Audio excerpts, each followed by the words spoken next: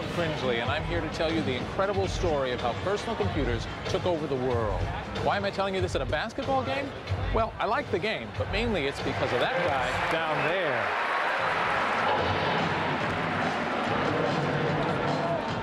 there. His name is Paul Allen, and everything you see here belongs to him. The Portland Trail Blazers basketball team, their arena, even the dancers. Thanks to personal computers, he has $8 billion to spend on such toys. 20 years ago, Allen and his high school friend Bill Gates were running a two-man software company called Microsoft.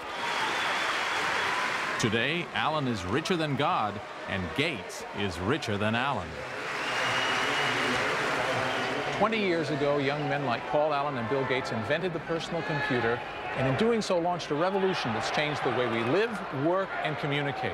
It's hard to believe that 20 years ago there were no personal computers. Now it's the third largest industry in the world, somewhere between energy production and illegal drugs. But the most amazing thing of all is that it happened by accident, because a bunch of disenfranchised nerds wanted to impress their friends.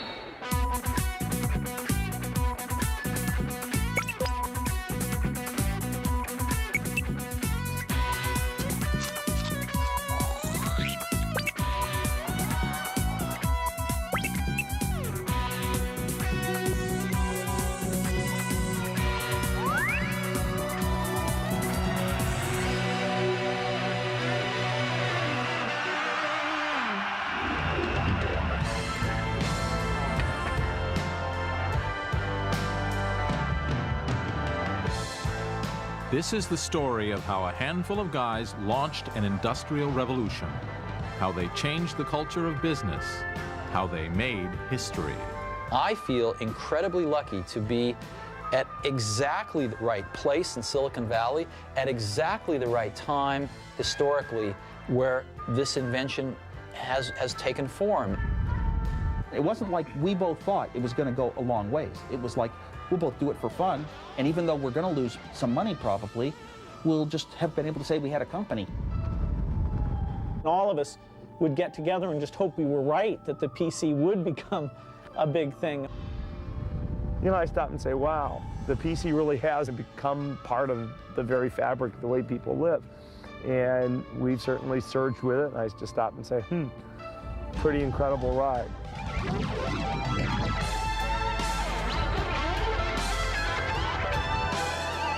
Most of these people come from the place I call home, the Silicon Valley south of San Francisco, California.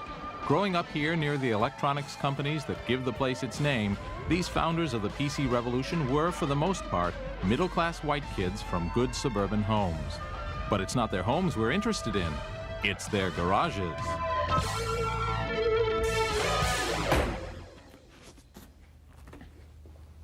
This is my garage, and this is all my junk. I'm probably one of the few guys in Silicon Valley who actually has room in his garage for a car. Most everyone else seems to use theirs to start computer companies and create great fortunes. But I don't have a fortune. I'm a failure. I've written computer programs that almost ran, and I've designed and built hardware devices that frankly didn't work at all. But I'm the ideal guy to tell the story of the personal computer business because I'm its premier gossip columnist. And everyone tells me all their secrets. And this is my home, where I write a gossip column for a computing magazine. Sorry about the mess.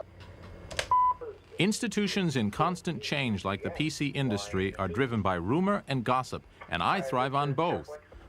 My electronic mail address is deluged with inside information about everything from product flaws to who's sleeping with whom. What ties these gossipers together is a desire for truth. These people and their love of technology have fueled the PC revolution. To understand them is to understand that revolution. So let's go find some.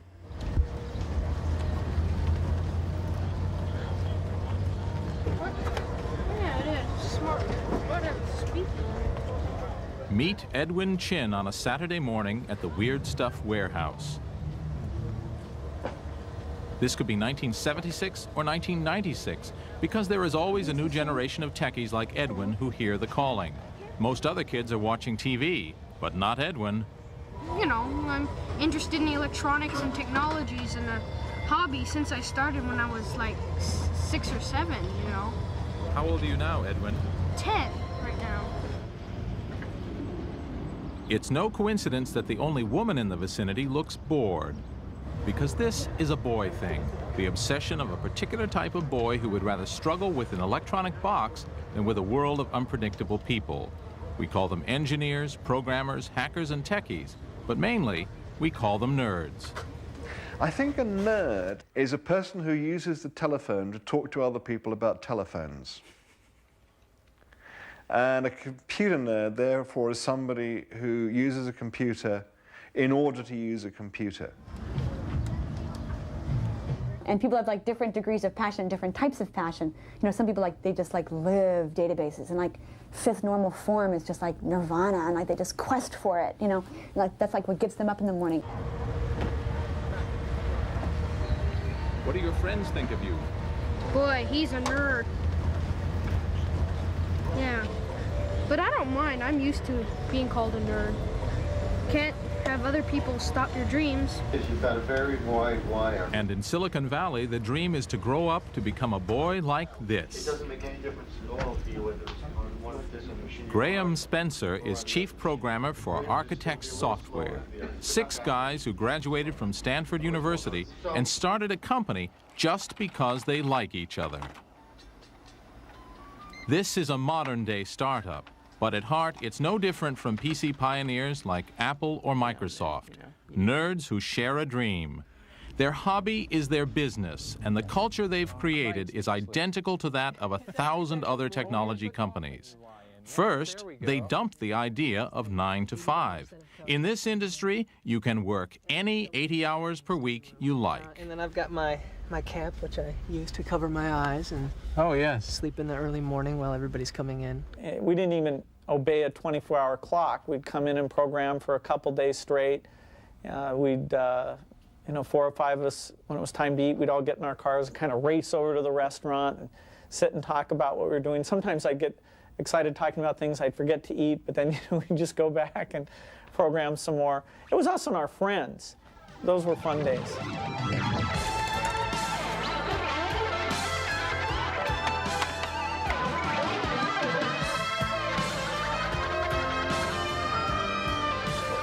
Let's look in the refrigerator.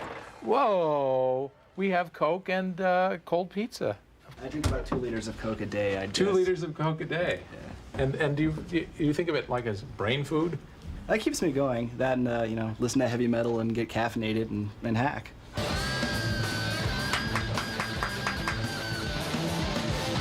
I'd sit down in my room on the floor with sheets of paper spread all around with my computer design I was working on, and always I noticed that I was up pretty late at night and I had lots of Cokes, just it's part of that life. Combination of stale pizza and body odor and sort of spilt cola kind of ground into the rug. I'd brought some spaghetti to work and then forgot to wash out the container for the last couple of days, maybe 6 or 7 if I had to be honest. Ooh, that smells bad. Eating, bathing, having a girlfriend, having an active social life is incidental. It gets in the way of code time. Writing code is the primary force that drives our lives. So anything that interrupts that is wasteful. What is it about the internal logic of a computer that's so enticing? For one thing, such logic can be understood, as opposed to things that can't be understood at all, like the motivations of young women, say, or of the French. Let me explain. Time for the Cringely Crash Course in Basic Computers, Part 1. This is a mainframe computer. All of these cabinets are one machine. In the old days, all computers were this size. They were tended by engineers in white coats, a kind of priesthood who took their jobs very seriously. Now, all computers work pretty much the same, whether it's a giant that serves 2,000 users like this one, or a little notebook that serves only me. They process numerical data, adding, multiplying, comparing. Fact is, if you can quantify it, a computer can handle it. It's the emotional stuff they don't know what to do with. The data must be put into a special binary code consisting only of ones and zeros. And you have to give the computer instructions, also in code, to tell it exactly what to do with the data and in what order. These instructions are called a program. In the early days, you put in the instructions by flipping switches or loaded them from paper tape. This was called machine language. It made computers a pain to use. Even worse, every type of computer spoke a different machine language. While the ENIAC could compute the 30-second trajectory of a shell in 20 seconds, operators required 2 days to program it to do so. Then a U.S. Navy captain named Grace Hopper solved the problem. She invented a computer language, English words that the computer itself could translate into binary code. Now users could type whole lists of instructions into a computer rather than flipping those damn switches. Like most things having to do with computers, that first language had a silly name, COBOL. It was followed by other languages like Fortran and BASIC, and they all made computing just a bit more user-friendly. So when some nerd tells you he's been up all night programming or writing software or hacking code, what he really means is he's been typing long lists of instructions into his computer. Mainframe computers were far from personal. They sat in big air-conditioned rooms at insurance companies, phone companies, and the bank, and their main function was to get us confused with some other guy named Cringely who was a deadbeat and had a criminal record. Eventually, computer terminals did begin to appear in some schools, but most of us paid no attention. But there was usually one kid who did pay attention, falling in love with the digital purity of those ones and zeros. He was the nerd. And I took this book home that described the PDP-8 computer, and it was just like a Bible to me. I mean, all these things that for some reason I'd fallen in love with, like you might fall in love with a card game called Magic, or you might fall in love with doing crossword puzzles or something else, or playing a musical instrument. I fell in love with these little descriptions of computers on their inside, and it was a little mathematics. I could work out some problems on paper and solve it and see how it's done, and I could come up with my own solutions and feel good inside. So you would keyboard these commands in, and then you would wait for a while, and then the thing would go and it would tell you something out. But even with that, it was still remarkable, especially for a 10-year-old, that you could write a program in BASIC, let's say, or Fortran, and actually this machine would sort of take your idea and it would sort of execute your idea and give you back some results. And if they were the results that you predicted, your program really worked. It was an incredibly thrilling experience. Nerds wanted their own computers right from the beginning, but it took a technological breakthrough to make that possible. This is it, the chip, the microprocessor. This is what allows you to have a mainframe computer on your desk. In the 1950s, mainframes were as big as this garage, and that's because they were filled with thousands of these vacuum tubes or valves. Eventually, the valves were made much smaller and replaced with transistors. Still too big, however, to make a computer that could fit on your desk.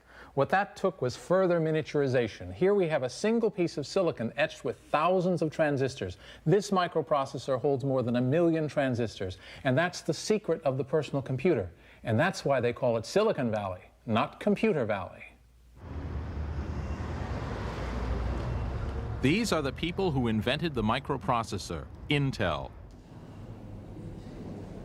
Intel was started 28 years ago by a handful of guys after a row with their old boss. Their microprocessors today power 85% of the world's computers. Our test table? Intel not only invented the chip, they are responsible for the laid-back Silicon Valley working style. Everyone was on a first-name basis. There were no reserved parking places, no offices, only cubicles. It's still true today. Here's the chairman's cubicle. Knock, knock. Yeah, I knocked on the door, but there's no door. Gordon Moore is one of the Intel founders, worth $3 billion. With money like that, I'd have a door. In a business like this, the people with the power are the ones that have the understanding of what's going on, not necessarily the ones on top. It's very important that those people that have the knowledge are the ones that make the decisions. So we set up something where everyone who had the knowledge had an equal say in what was going on. Intel's microprocessors kept getting more powerful. They soon had enough horsepower to run a whole computer. Only Intel didn't appreciate the brilliance of their own product, seeing it as useful mainly for calculators or traffic lights. Intel had all the elements necessary to invent the PC business, but they just didn't get it. Lucky for us, someone did. This is the chip that launched the personal computer revolution.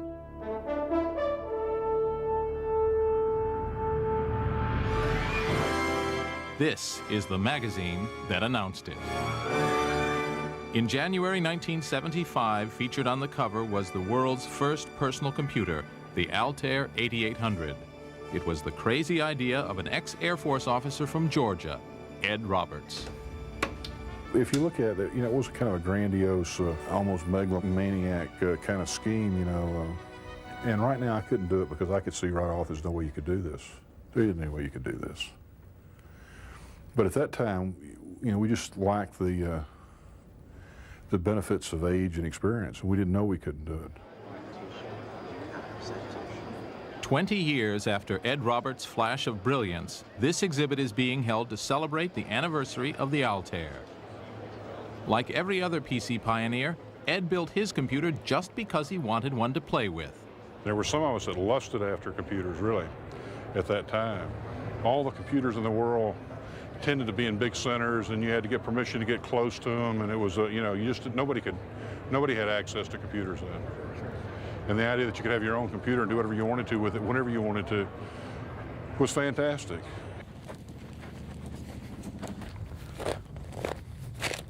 And where was all this happening? It was far from Silicon Valley, Intel, or IBM.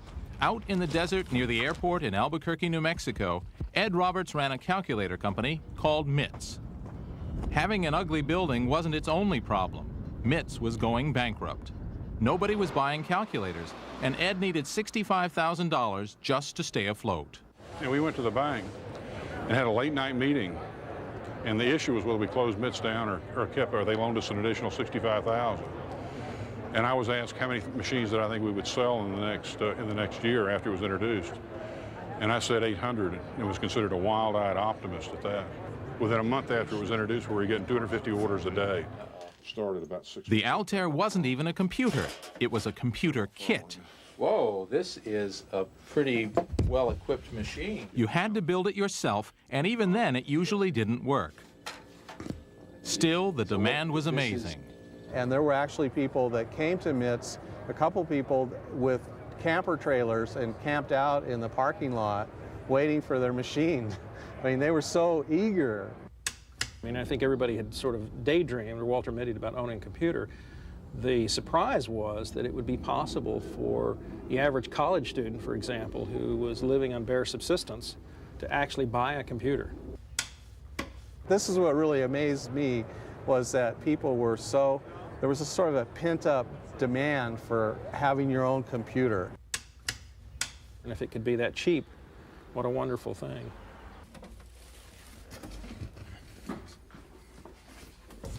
This is an Altair computer, the first personal computer. And not just any Altair. This is Altair serial number 2, the second one made. The first Altair made was sent off to be photographed at a magazine and was lost in the mail. So this is the oldest personal computer in the world. Pretty historic junk, but the question is, what do you do with it? I mean, it has a front panel with switches that you can click back and forth and some lights, but in the back, there's no place to connect a keyboard, there's no place to connect a monitor, there's no place to connect a printer. In fact, there's practically nothing at all that you can really do with this thing. But back then, 1975, the people who had it were thrilled.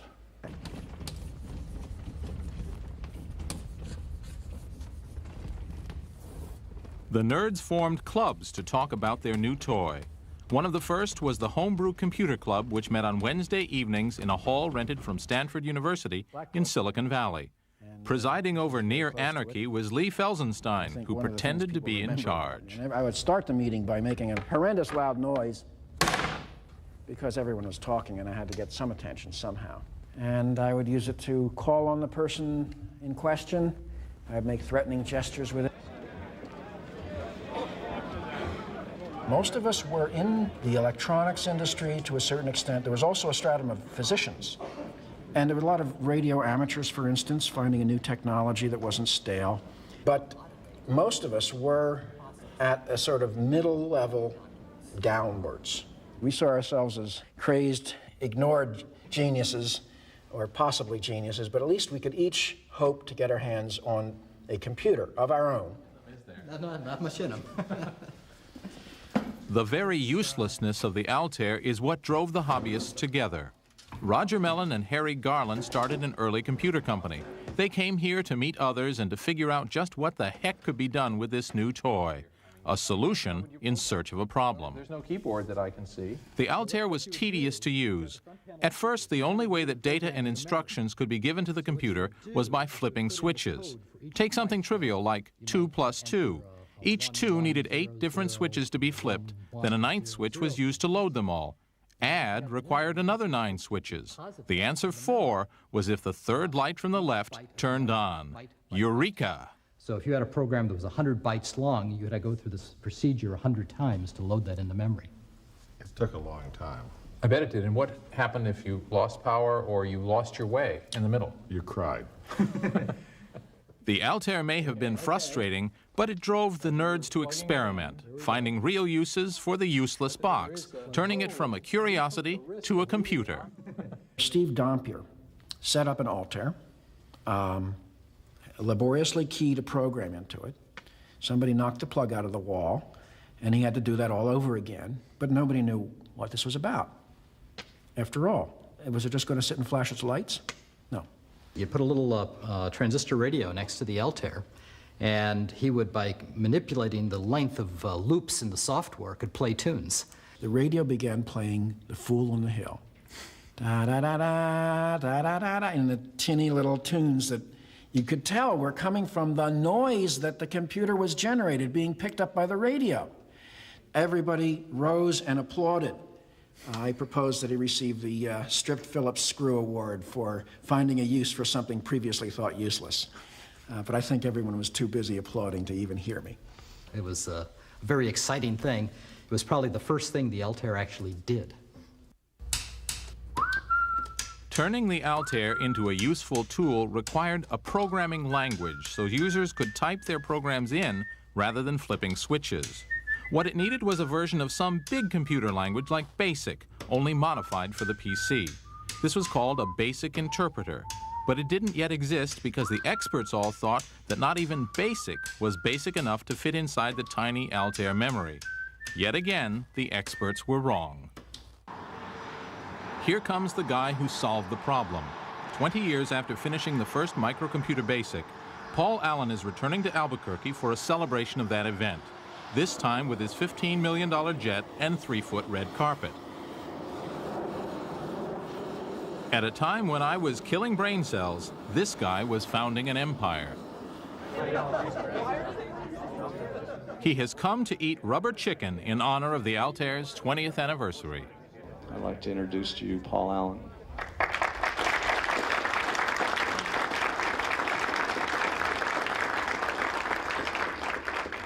Allen co-founded Microsoft with his younger buddy from high school, Bill Gates. One day in Boston, I was in Harvard Square, and I covered Popular Electronics with this thing that looked like what I'd been imagining. And so I grabbed it off the shelf, and I looked at it, and I bought it, and I ran back to Bill's dorm, and I think he was probably playing poker that night and usually losing money at that point. One of the few times when that's been the case. Paul showed that to me. Then, okay, here was a company that would be needing software. And he said, okay, well, we got to call these guys up and see if this thing is for real. We realized that things were starting to happen, and just because we'd had a vision for a long time of where this chip could go, what it could mean, that didn't mean the industry was going to wait for us while I stayed and finished my degree at Harvard. So called up Ed, we told him we've got this BASIC, and it's just, for your machine, and it's not that far from being done, and we'd like to come out and show it to you. So we'd created this BASIC interpreter. Paul took the paper tape and flew out. In fact, the night before, he got some sleep while I double-checked everything to make sure that we had it all right. But I had no idea what it was really going to be like to try to run the software. It had never been run on an actual computer before. He was very nervous about whether this would actually work. And he got to the office and we all gathered around and he put his fingers on the switches and he loaded BASIC in with paper tape into the Altair. You know, I was so nervous. It's not going to work. And it worked. And it came up. And it could do a few little simple things. And it was amazing when Paul called me up and said the thing had worked the first time. And of course it was incredibly fast. And it printed out memory size, and I think Bill said, well, it printed something. And so I said, yeah. Oh, that was unbelievable. The fact that it really worked was a breakthrough. Maybe there wouldn't be a Microsoft if the screen hadn't come alive. Who knows? It might all be quite different.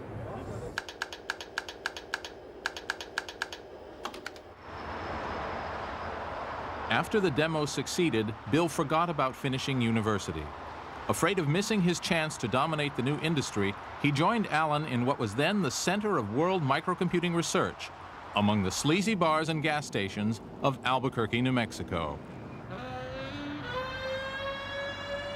And they lived across the street from MITS in the Sundowner Motel. And the prostitutes and the drug dealers are out on the corner. And they were writing BASIC for the Altair computer. And gradually they actually started Microsoft here in Albuquerque. So we hired some of our high school friends basically to come down and stay with us in our apartment, which became very crowded. Well, we were pretty young. We started when I was 19, and so he just had a lot of energy. They worked really hard. They listened to really loud music. I could hardly stand to go in the software room sometimes because the music would be banging off the walls, mostly acid rock. You know, we'd usually go out, eat pizzas, and then go out and watch action movies. They would work all night long, and there were days when Bill Gates would be sleeping on the floor in the software lab. And sometimes would be Bill and these two other guys all, you know, sitting on tables around the apartment with stacks and stacks of paper, writing, converting to BASIC for the 8080. I still know the source code by heart, and that was a work of love. You know, we just kept tuning and tuning that thing, and so that kind of craftsmanship paid off. BASIC let the Altair be used for both fun stuff and real work. People attached terminals to the computer and began writing games, word processors, and accounting programs. Most of us didn't notice, but soon there was a thriving industry for enthusiasts. By the end of 1975, dozens of other companies were building microcomputers. We created an industry, and I think that goes completely unnoticed. I mean, there was nothing. Every aspect of the industry, when you talk about software, hardware, application stuff, dealerships, you name it, was all done at MITS. It was a wild time. It was a very exciting time. And the first user convention, where we got people to come in and tell us what they were doing, what they were excited about. And other companies like Processor Technology or IMSI or Comemco got going as add-on companies. These companies are long forgotten, but they were the humble beginnings of the PC industry. Left in the hands of those early hobbyists, the PC might have never made it to the shopping mall. Reaching the wider market required a different type of vision. Enter the flower children of California, who thought the PC was, well, groovy. From the safety of secret committees, they talk about the danger of war. Remember that the 60s happened in the early 70s, right? So we have to remember that. And that's sort of when I came of age. So I saw a lot of this. And to me, the spark of that was that there was something beyond sort of what you see every day. Far from the smell of the gun. It's the same thing that causes people to want to be poets instead of bankers. And I think that's a wonderful thing. And I think that that same spirit can be put into products. And those products can be manufactured and given to people, and they can sense that spirit. To help you understand all this, I will now take off my clothes. Well, why? He says, well, frame relay is scalable. Jim Warren knows better than most what the hippie movement did for the PC. A 60s radical himself, he staged the West Coast Computer Fair, for a time the biggest computer show in the world. The fair was where the PC really arrived. It's also where Jim got rich. So, Jim, is this where you hold all your meetings? As many as possible. Sure, why not? This is how Silicon Valley entrepreneurs conduct business? I don't know whether it's how entrepreneurs conduct. Believe it or not, Jim once taught mathematics at a Catholic girls' school. Bubbles, Bob? Sure. Okay. Jim was immediately fascinated by the PC, like many Bay Area hippies. The California counterculture was crucial to the PC's development. And the whole spirit there was working together, was sharing. You shared your dope, you shared your bed, you shared your life, you shared your hopes. And a whole bunch of us had the same community spirit, and that permeated the whole Homebrew Computer Club. As soon as somebody would solve a problem, they'd come running down to the Homebrew Computer Club's next meeting, say, hey everybody, you know that problem that all of us have been trying to figure out how to solve? Here's the solution. Isn't this wonderful? Aren't I a great guy? And it's my contention that that is a major component of why Silicon Valley was able to develop the technology as rapidly as it did, because we were all sharing. Everybody won. Out of this creative show and tell came Apple Computer, the first mass-market PC company. The Apple founders, a couple of recent graduates from Homestead High, were regulars at homebrew meetings. Steve Wozniak was the technical wizard, and Steve Jobs was the visionary who saw microcomputers as a possible business.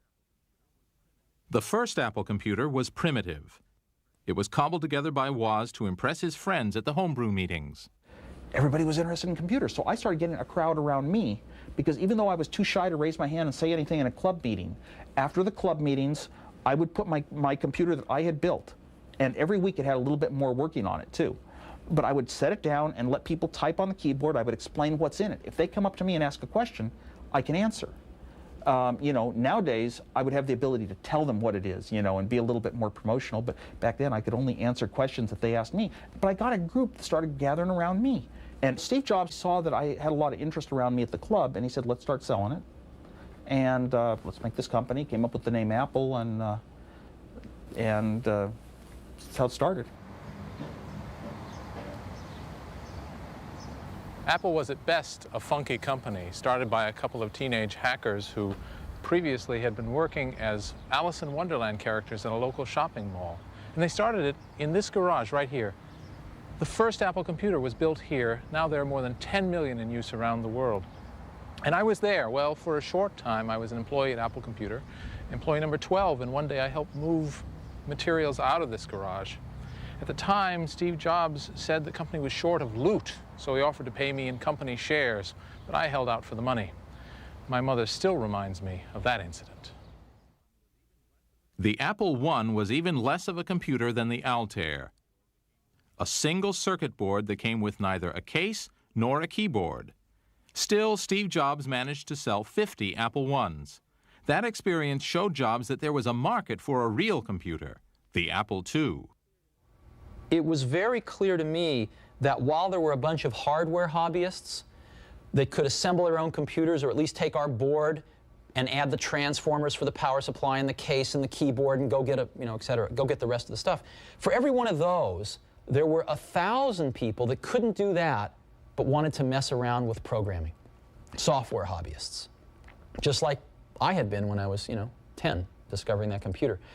And so my dream for the Apple II was to sell the first real packaged computer. Steve Jobs' dream was impossible. It needed too many chips, making the product too complicated and expensive to build. But Woz didn't know it was impossible. And then I got into a way of why have memory for your TV screen and memory for your computer, make them one. And that shrunk the chips down, and I shrunk the chips here, and why not take all these timing circuits? I looked through manuals and found a chip that did it in one chip instead of 5 and reduced that, and one thing after another happened. I wound up with so few chips. When I was done, I said, hey, a computer that you can program to generate colored patterns on a screen. or data or words or play games or anything. And it was just the computer I wanted, you know, for myself pretty much. And but it had turned out so good.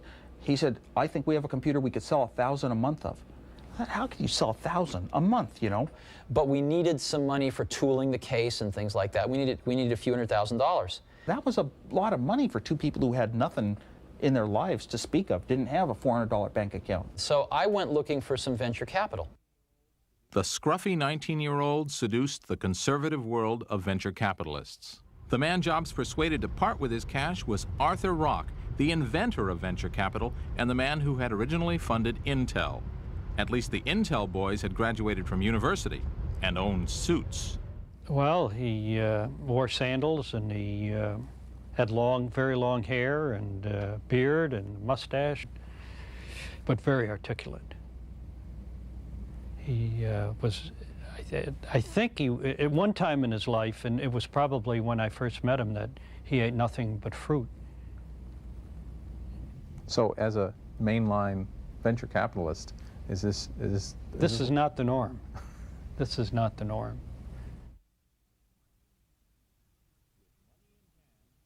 With money in hand and under occasional adult supervision from an ex-Intel manager named Mike Markkula, Woz and Jobs finished the Apple II and ordered a local factory to build 1,000 machines. 2 years passed between the Altair and the Apple II, and in that time a lot of things changed. We went from a computer that was designed for hobbyists and engineers and certainly looked like a piece of test equipment to a computer that looked like a piece of consumer electronics. And we can thank Steve Jobs for that. His sense of design demanded that this structural foam case be used for the Apple II, the first case of its type on a personal computer. And not that there wasn't good engineering inside either. The Apple II was a model of efficient engineering. Here's the floppy disk drive controller, for example. There are 8 chips here where previously there would have been 35. This is an amazing bit of engineering that we can attribute to Steve Wozniak, who was certainly the Mozart of digital design. And all told, it turned the Apple II into a sensation.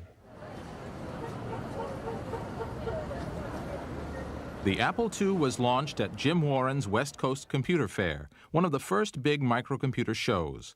The 1978 show drew thousands of attendees and dozens of exhibitors, many of them members of the Homebrew Computer Club, which spawned most of the early microcomputer companies.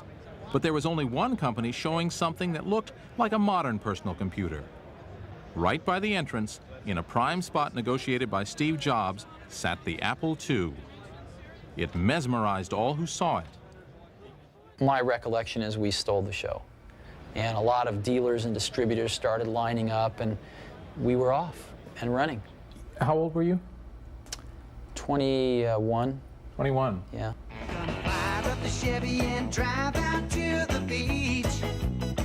Following the West Coast Computer Fair, the next 2 years were ones of explosive growth for Apple, with thousands of customers arriving on the doorstep of the tiny office in Cupertino, California. Sales and profits grew so quickly that Apple had more money than the company could spend. And the company was very young. The founders were in their 20s, and some employees were even younger, like 14-year-old Chris Espinoza, who never left. He still works at Apple almost 20 years later.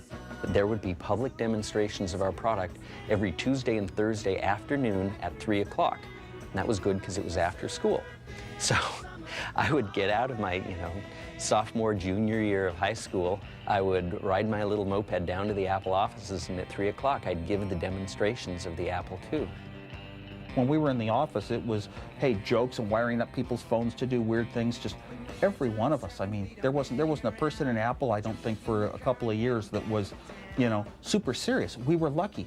We had, like, the hot product of its day.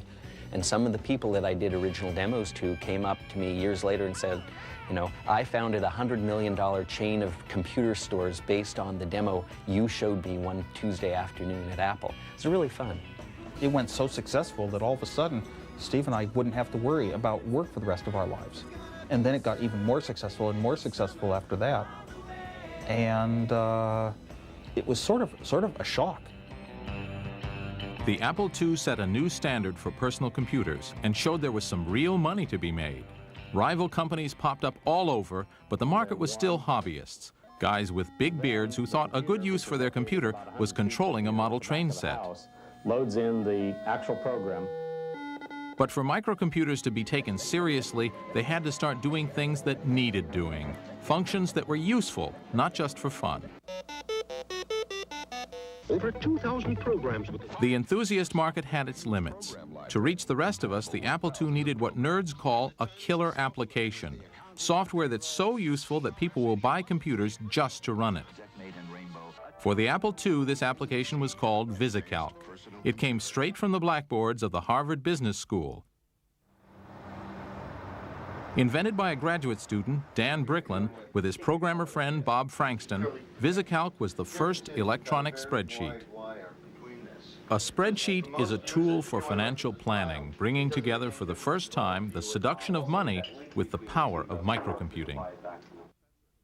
Dan Bricklin's professor at Harvard showed how companies used a grid of numbers on a blackboard to work out profits and expenses. 60 down here, and your profit would be this minus this, which gives you 40. And then, well, let's see, what's the sales growth? We'll say there's a 10%. The trick to a spreadsheet is that all the values in the table are related to the others. So changes in one year would ripple through the table, affecting prices and profits in subsequent years. Students were asked to calculate how future profits would be affected by various business scenarios. It was called running the numbers, and they did it laboriously, by hand. Well, let's say your initial costs have 100 fixed cost at the beginning, so now you have a minus 20 is how much you make the first year. And then the second year you have 100, but your variable, let's say, is 25. So now you're losing, what is it? There's a pain in the neck. I wasn't very good at this stuff. 80, what? No. We failed. 15. We just lost Minus 15, right? And then eventually you're making money. What year do we make money? And, and how much does the cost of money? That's what running the numbers was. Because each value was linked to the others, one mistake could mean disaster. It blows all your numbers afterwards because you make all your calculations based on other numbers before them. If I had miscalculated... Dan, who had worked as a programmer, started daydreaming about how he could use a computer to replace the tedious hand calculations. I imagined that there was this magic blackboard that did like word processing does word wrapping. If you make a change to a word, it automatically pulls everything back. Well, why not recalculate the same way? So that if I changed my number, I should have used 10% instead of 12%. I could just put it in and it would recalculate everything, go through it. And that would be this idea of electronic spreadsheet. Following a model that's common today, Dan Bricklin designed the program, but got his friend Bob Frankston to write the actual computer code. After months of programming late at night, when computer time was cheaper, the Harvard Business School blackboard came to life. Now we've set this up, okay? Then we type a new value in, okay? Here I'm going to take that 100, and I'm going to change it, right? And here, it recalculated. Whoa! That saved me so much time. People who saw it and went and got it, like an accountant, I remember showing it to one around here, and he started shaking and said, "That's what I do all week. I could do it in an hour. What I could do, and they would take their credit cards and shove them in your face." I meet these people now, they come up to me and say, "I got to tell you, it's you changed my life. You changed my life. You made accounting fun." And you have to remember what it was like in those days. We did not use the word spreadsheet because nobody knew what a spreadsheet was. I came up with the name Visible Calculator or VisiCalc because you wanted to emphasize that aspect. VisiCalc hit the market in October 1979, selling for $100. Marv Goldschmidt sold the first copies from his computer store in Bedford, Massachusetts. After a slow start, VisiCalc took off. What it did in our society, it gave people who were obsessed with numbers, whether they're in business or at home, how much am I worth today? What's my stock portfolio worth? How am I doing against budget on this project? It gave them the ability to play with scenarios and change it and say, well, what if I do this? So put people, in a sense, in control of the thing that lots of people in our society feel is driving them, and that's numbers. The spreadsheet was every businessman's crystal ball. It answered all those what-if questions. What if I fire the engineering department? What if I invest $10 million in pantyhose futures? Look, I'll be rich in under a year and have slimmer thighs at the same time. The computer says so.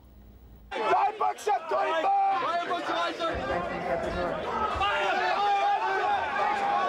the effect of the spreadsheet was enormous. Armed with an Apple II running VisiCalc, a 24-year-old MBA with 2 pieces of dubious data could convince his corporate managers to allow him to loot the corporate pension fund and do a leverage buyout. It was the perfect tool for the 80s, the me decade, when money was everything and greed was good. The money seemed limitless. Investments, cash flow. The whiz kids, many fresh out of college, drawn here by the lure of big money. Estimates. He'd made millions for himself and others selling junk bonds. Budgets, forecasts, or plans. A group that has been motivated by greed. Calc can help you work faster. In 5 years, the PC had gone from a hobbyist's toy to an engine that shaped the times we lived in. Thanks to VisiCalc, the Apple II made history. Everybody you talked to just seemed excited about talking about what we were doing. And there was this huge media explosion, kind of like the internet is receiving today, of this is the happening thing. You read about it over and over and over, and every time you took an airplane flight, you read about it. And every newspaper, every week, you'd read something about small computers coming, and Apple was one of the highlight companies.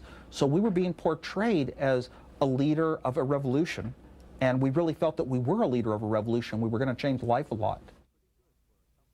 Pretty good for a company started in a garage 3 years before. But not all the PC pioneers made great fortunes. Dan Bricklin decided not to patent his spreadsheet idea. Though more than 100 million spreadsheets have been sold since 1979, Bricklin and Frankston haven't earned VisiCalc royalties in years. You know, looking back at how successful a lot of other people have been, it's kind of sad that we weren't as successful. It would be very nice to be gazillionaires, but it can also understand that part of the reason was that that's not what we're trying to be. We're kids of the 60s, and what did you want to do? You wanted to make the world better, and you wanted to make your mark on the world and improve things, and we did it. So by the mark of what we would measure ourselves by, we're very successful. Yes. And what about Ed Roberts? 3 years and 40,000 computers after assembling that first Altair, the fun was over for Ed. MITS was just another player in what had become a competitive market for personal computers. Roberts sold his company in 1978 and started a new life. He went back to his native Georgia and retrained as a doctor. I hadn't really thought anything at all about it until the last few years when people started taking credit for things that we did at MITS. And that's the only thing I think about it. It irritates me, the things that we did at MITS and we took all the heat for, that other people have tried to take credit for. And that frustrates me. While Ed Roberts invented the personal computer, it was the founders of Apple who got rich. When Apple went public in spectacular fashion in 1980, Jobs and Woz became multi-millionaires. The nerds had inherited the earth. I was worth about over $1 million when I was 23, and over $10 million when I was 24, and over $100 million when I was 25. And it wasn't that important because I never did it for the money. It was just a little hobby company like a lot of people do, not thinking anything of it. I mean, it wasn't like we both thought it was going to go a long ways. It was like, we'll both do it for fun. But back then, there was a short window in time where one person who could sit down and do some neat, good designs could turn them into a huge thing like the Apple II.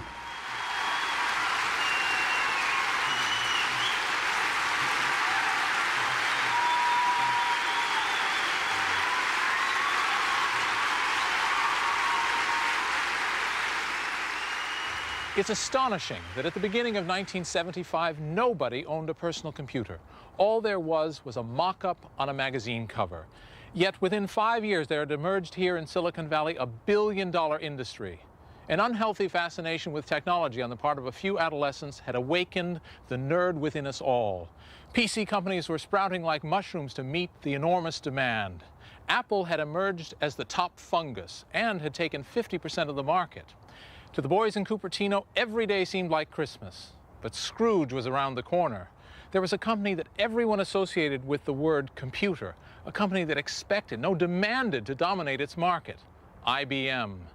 Big Blue was on the move, and Silicon Valley would soon be feeling the reverberations.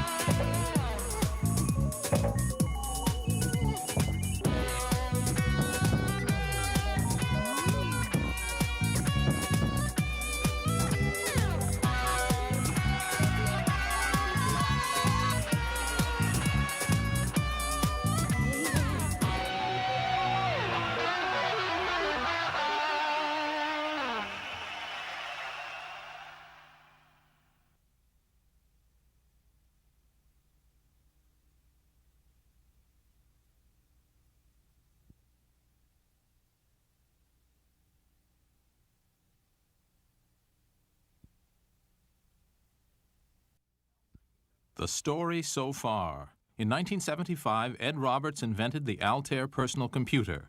It was a pain to use until 19-year-old pre-billionaire Bill Gates wrote the first personal computer language.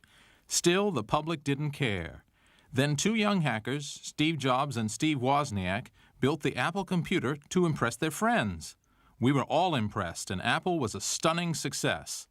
By 1980, the PC market was worth $1 billion. Now, view on.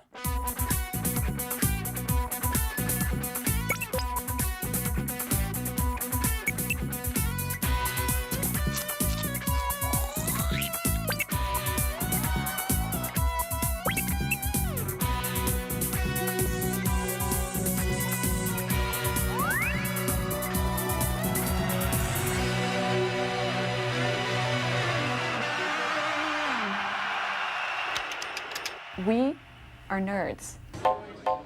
Most of the people in the industry were young because the guys who had any real experience were too smart to get involved in all these crazy little machines. It really wasn't that we were going to build billion-dollar businesses. We were having a good time. I thought this was the most fun you could possibly have with your clothes on. When the personal computer was invented more than 20 years ago, it was just that, an invention. It wasn't a business. These were hobbyists who built these machines and wrote this software to have fun. But that has really changed. And now this is a business. This is a big business. Power Center! It just goes to show you that people can be bought. If you're really an exciting on. Thank you. I want to see a blue Aura Motors. If you got that. How the personal computer industry grew from 0 to 100 million units is an amazing story. And it wasn't just those early funky companies of nerds and hackers like Apple that made it happen. Most of this transformation from hobby to big business can be linked to 3 letters: IBM. IBM was and is an American business phenomenon. Over 60 years, Tom Watson and his son, Tom Jr., built what their workers called Big Blue into the top computer company in the world. But IBM made mainframe computers for large companies, not personal computers, at least not yet. For the PC to be taken seriously by big business, the nerds of Silicon Valley had to meet the suits of corporate America.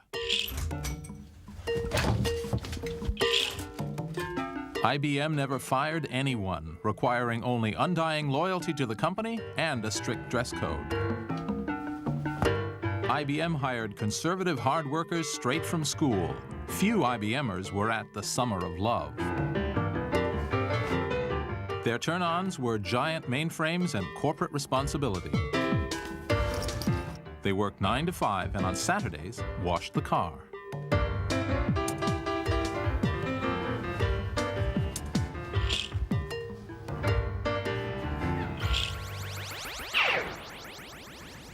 This is Intergalactic HQ for IBM, the largest computer company in the world. But in many ways, IBM is really more a country than it is a company. It has hundreds of thousands of citizens, it has a bureaucracy, it has an entire culture. Everything, in fact, but an army. Okay, Sam, we're ready to visit IBM country. Obviously, we're dressed for the part. Now, when you were in sales training in 1959 for IBM, did you sing company songs? Absolutely. Well, just to get us in the mood, let's sing one right here. You're I have kidding. the IBM, the songs of the IBM, and we're going to try for number 74, Our IBM Salesman, sung to the tune of Jingle Bells. IBM, happy men smiling all the way. Oh, what fun it is to sell our products night and day. IBM, Watson men, partners of TJ. In his service to mankind, that's why we are so gay. Now, gay didn't mean what it means today then. Remember that. Right. Okay? Okay, let's go. Okay. I guess it was okay. Perfect. Yeah. When I started at IBM, there was a dress code.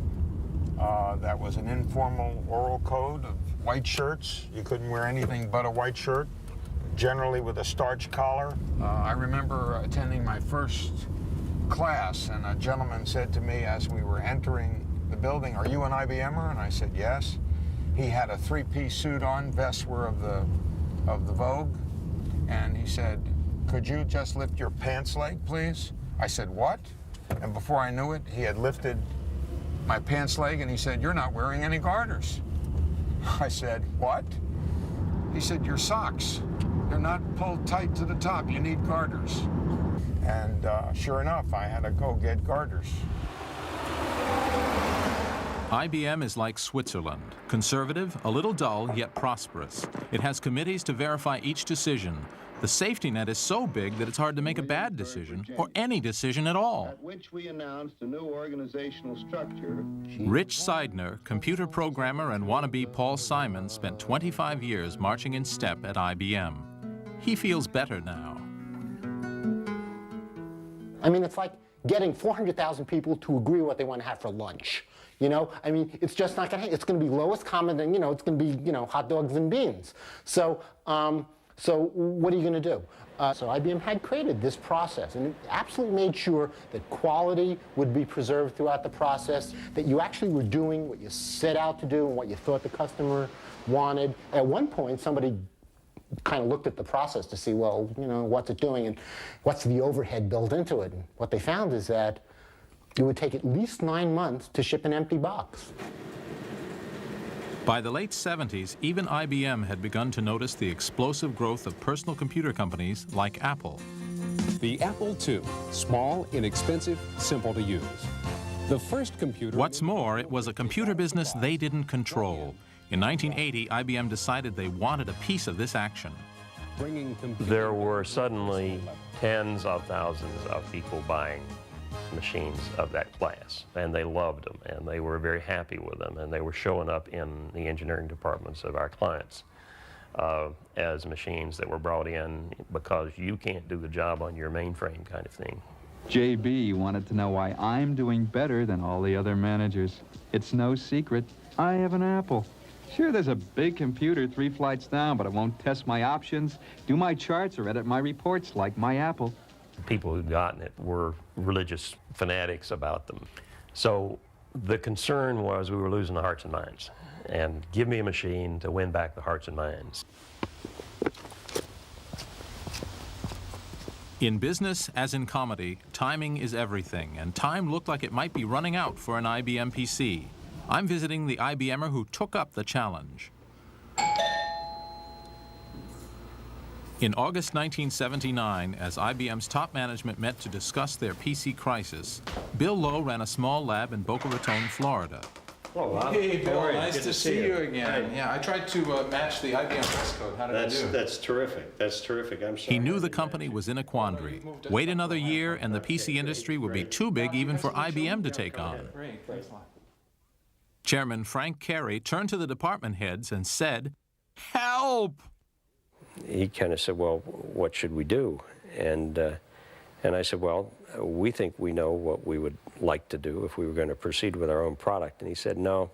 He said, at IBM, it would take 4 years and 300 people to do anything. I mean, it's just a fact of life. And I said, no, sir, we can provide you a product in a year. And he abruptly ended the meeting. He said, you're on, Lowe. Come back in 2 weeks and tell me what you need. An IBM product in a year? Ridiculous. Down in the basement, Bill still has the plan. To save time, instead of building a computer from scratch, they would buy components off the shelf and assemble them. What in IBM speak was called open architecture. IBM never did this. 2 weeks later, Bill proposed his heresy to the chairman. And frankly, this is it. Now, the key decisions were to go with an open architecture. Non-IBM technology, non-IBM software, non-IBM sales, and non-IBM service. And we probably spent a full half of the presentation carrying the corporate management committee into this concept, because this was a new concept for IBM at that point in time. Was it a hard sell? Mr. Carey bought it, and as a result of him buying it, we got through it. With the backing of the chairman, Bill and his team then set out to break all the IBM rules and go for a record. We'll put it in the IBM section. Once IBM had decided to do a personal computer, and to do it in a year, they couldn't really design anything. They just had to slap it together. So that's what we'll do. You have a central processing unit, and let's see. You need a monitor or display and a keyboard. Okay, a PC, except it's not. There's something missing. Time for the Cringely crash course in elementary computing. A PC is a box full of electronic switches, a piece of hardware. It's useless until you tell it what to do. It requires a program of instructions. That's software. Every PC requires at least 2 essential bits of software in order to work at all. First, it requires a computer language. That's what you type in to give instructions to the computer, to tell it what to do. Remember, it was a computer language called BASIC that Paul Allen and Bill Gates adapted to the Altair, the first PC. The other bit of software that's required is called an operating system. That's the internal traffic cop that tells the computer itself how the keyboard is connected to the screen or how to store files on a floppy disk instead of just losing them when you turn off the PC at the end of the day. Operating systems tend to have boring, unfriendly names like Unix and CPM and MS-DOS, but though they may be boring, it's an operating system that made Bill Gates the richest man in the world. And the story of how that came about is, well, pretty interesting. So the contest begins. Who would IBM buy their software from? Let's meet the 2 contenders. The late Gary Kildall, then age 39, a computer science PhD, and a 24-year-old Harvard dropout, Bill Gates. By the time IBM came calling in 1980, Bill Gates and his small company, Microsoft, was the biggest supplier of computer languages in the fledgling PC industry. Many different computer manufacturers are making the CPM operating system standard on most models. For their operating system, though, the logical guy for the IBMers to see was Gary Kildall. He ran a company modestly called Intergalactic Digital Research. Gary had invented the PC's first operating system, called CPM. He'd already sold 600,000 of them, so he was the big cheese of operating systems. In the early 70s, I had a need for an operating system myself, and it just was a very natural thing to write, and it turns out other people had a need for an operating system like that. And so it was a very natural thing. I wrote it for my own use, and then started selling it. In Gary's mind, it was the dominant thing, and it would always be the dominant because, you know, Bill did languages and Gary did operating systems. And he really honestly believed that would never change. But what would change the balance of power in this young industry was the characters of the 2 protagonists. So I knew Gary back when he was an assistant professor at Monterey Post Grad School, and I was simply a grad student. And went down, sat in his hot tub, smoked dope with him, and thoroughly enjoyed it all, and commiserated and talked nerd stuff. He liked playing with gadgets, just like Woz did and does, just like I did and do. He wasn't really interested in how you drive the business. He worked on projects, things that interest him.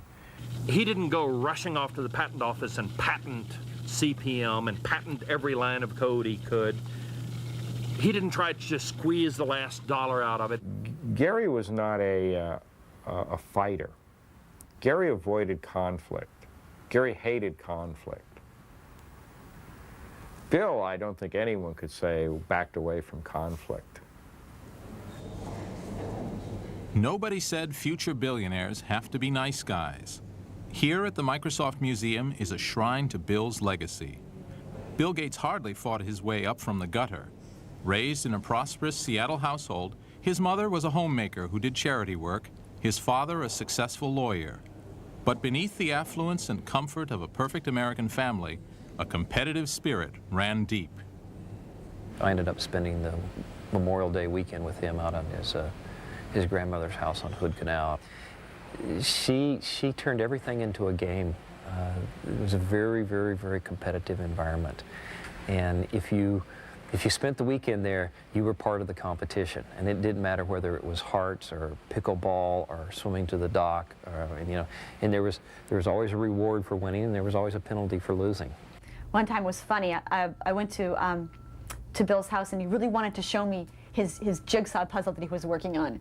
And he really wanted to talk about how, like, he did this jigsaw puzzle in like 4 minutes. And like on the box it says, if you're a genius, then you would do the jigsaw puzzle in like 7. And he was into it. He's like, I can do it. And I said, no, I believe you. You don't need to break it up and do it for me. Bill Gates can be so focused that the small things in life get overlooked. If he was busy, he didn't bathe, he didn't change clothes. We were in New York, and the demo that we had crashed the evening before the announcement, and Bill worked all night with some other engineers to fix it. Well, it didn't occur to him to take 10 minutes for a shower after that. Just didn't occur to him that that was important. And he badly needed a shower that day.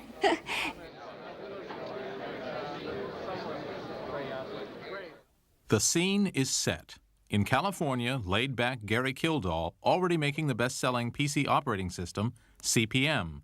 In Seattle, Bill Gates, maker of BASIC, the best-selling PC language, but always prepared to seize an opportunity.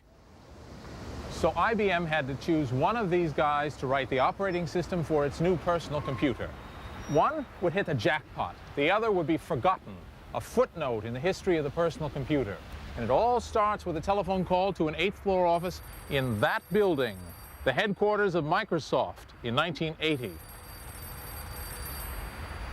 At about noon, I guess, I called Bill Gates on Monday and said I would like to come out and talk to him about his products.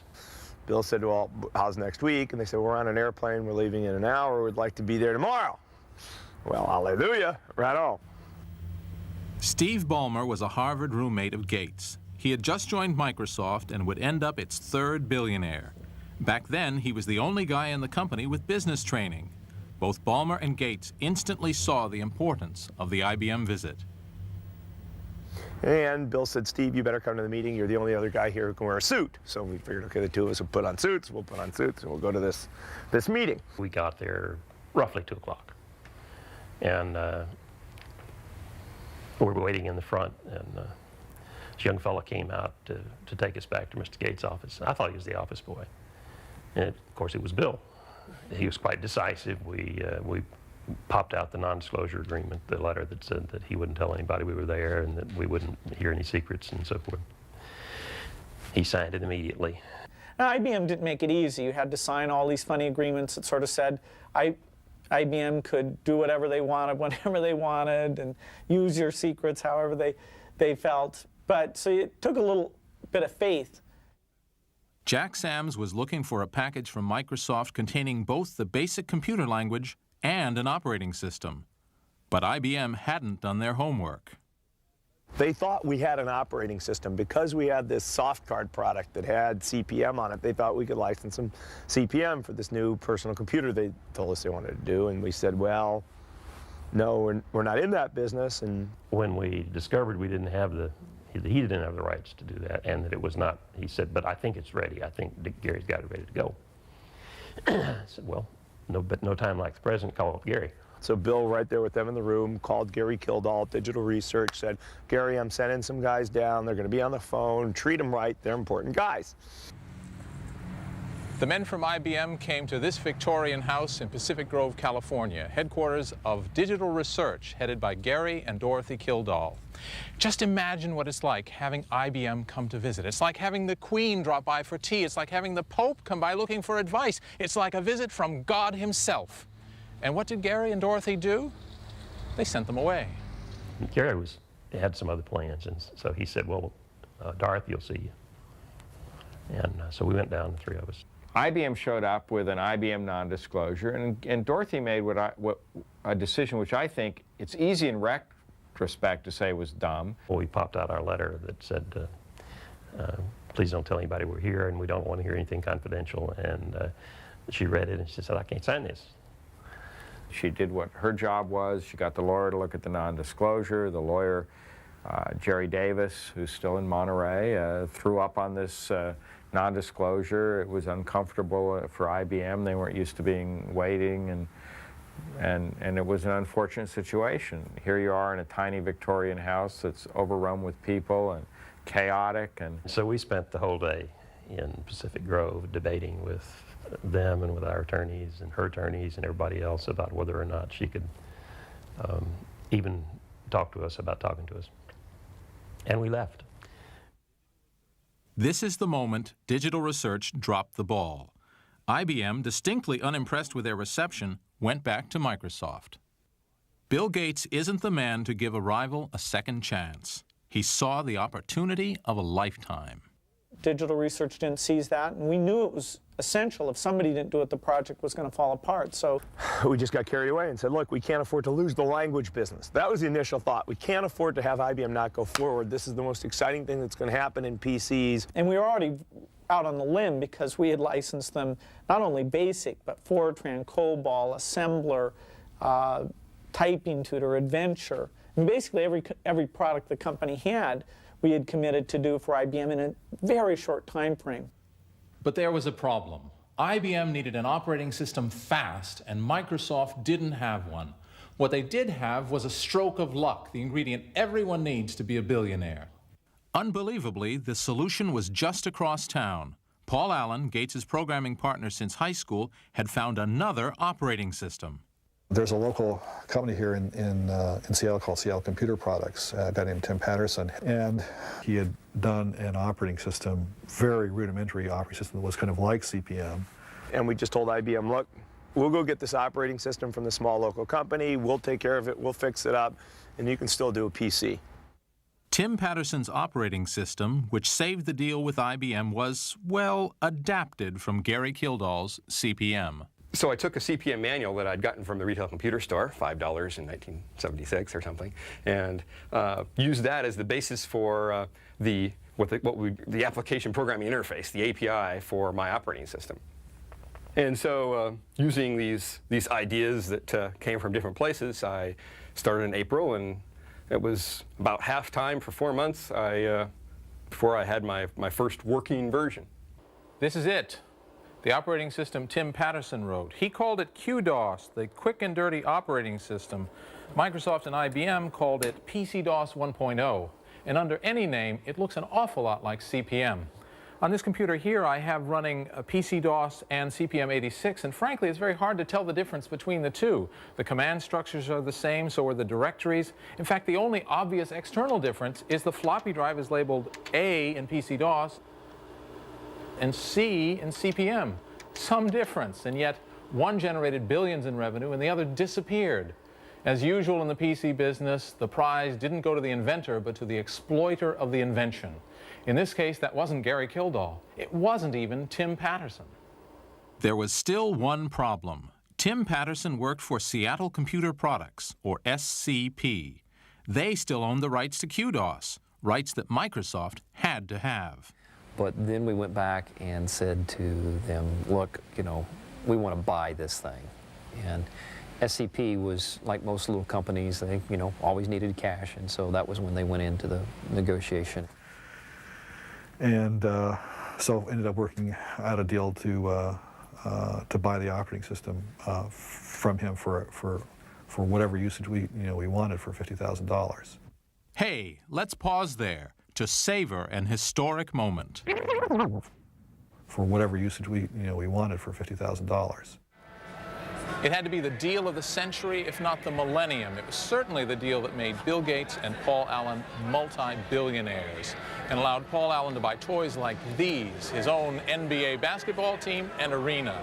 Microsoft bought outright for $50,000 the operating system they needed, and they turned around and licensed it to the world for up to $50 per PC. Think of it, 100 million personal computers running MS-DOS software funneling billions into Microsoft, a company that back then was 50 kids managed by a 25-year-old who needed to wash his hair. Nice work if you can get it, and Microsoft got it. There are no two places further apart in the USA than southeastern Florida and Washington State, where Microsoft is based. This is Florida. Boca Raton, and this building right here is where the IBM PC was developed. Here, the nerds from Seattle joined forces with the suits of corporate America, and in that first honeymoon year, they pulled off a fantastic achievement.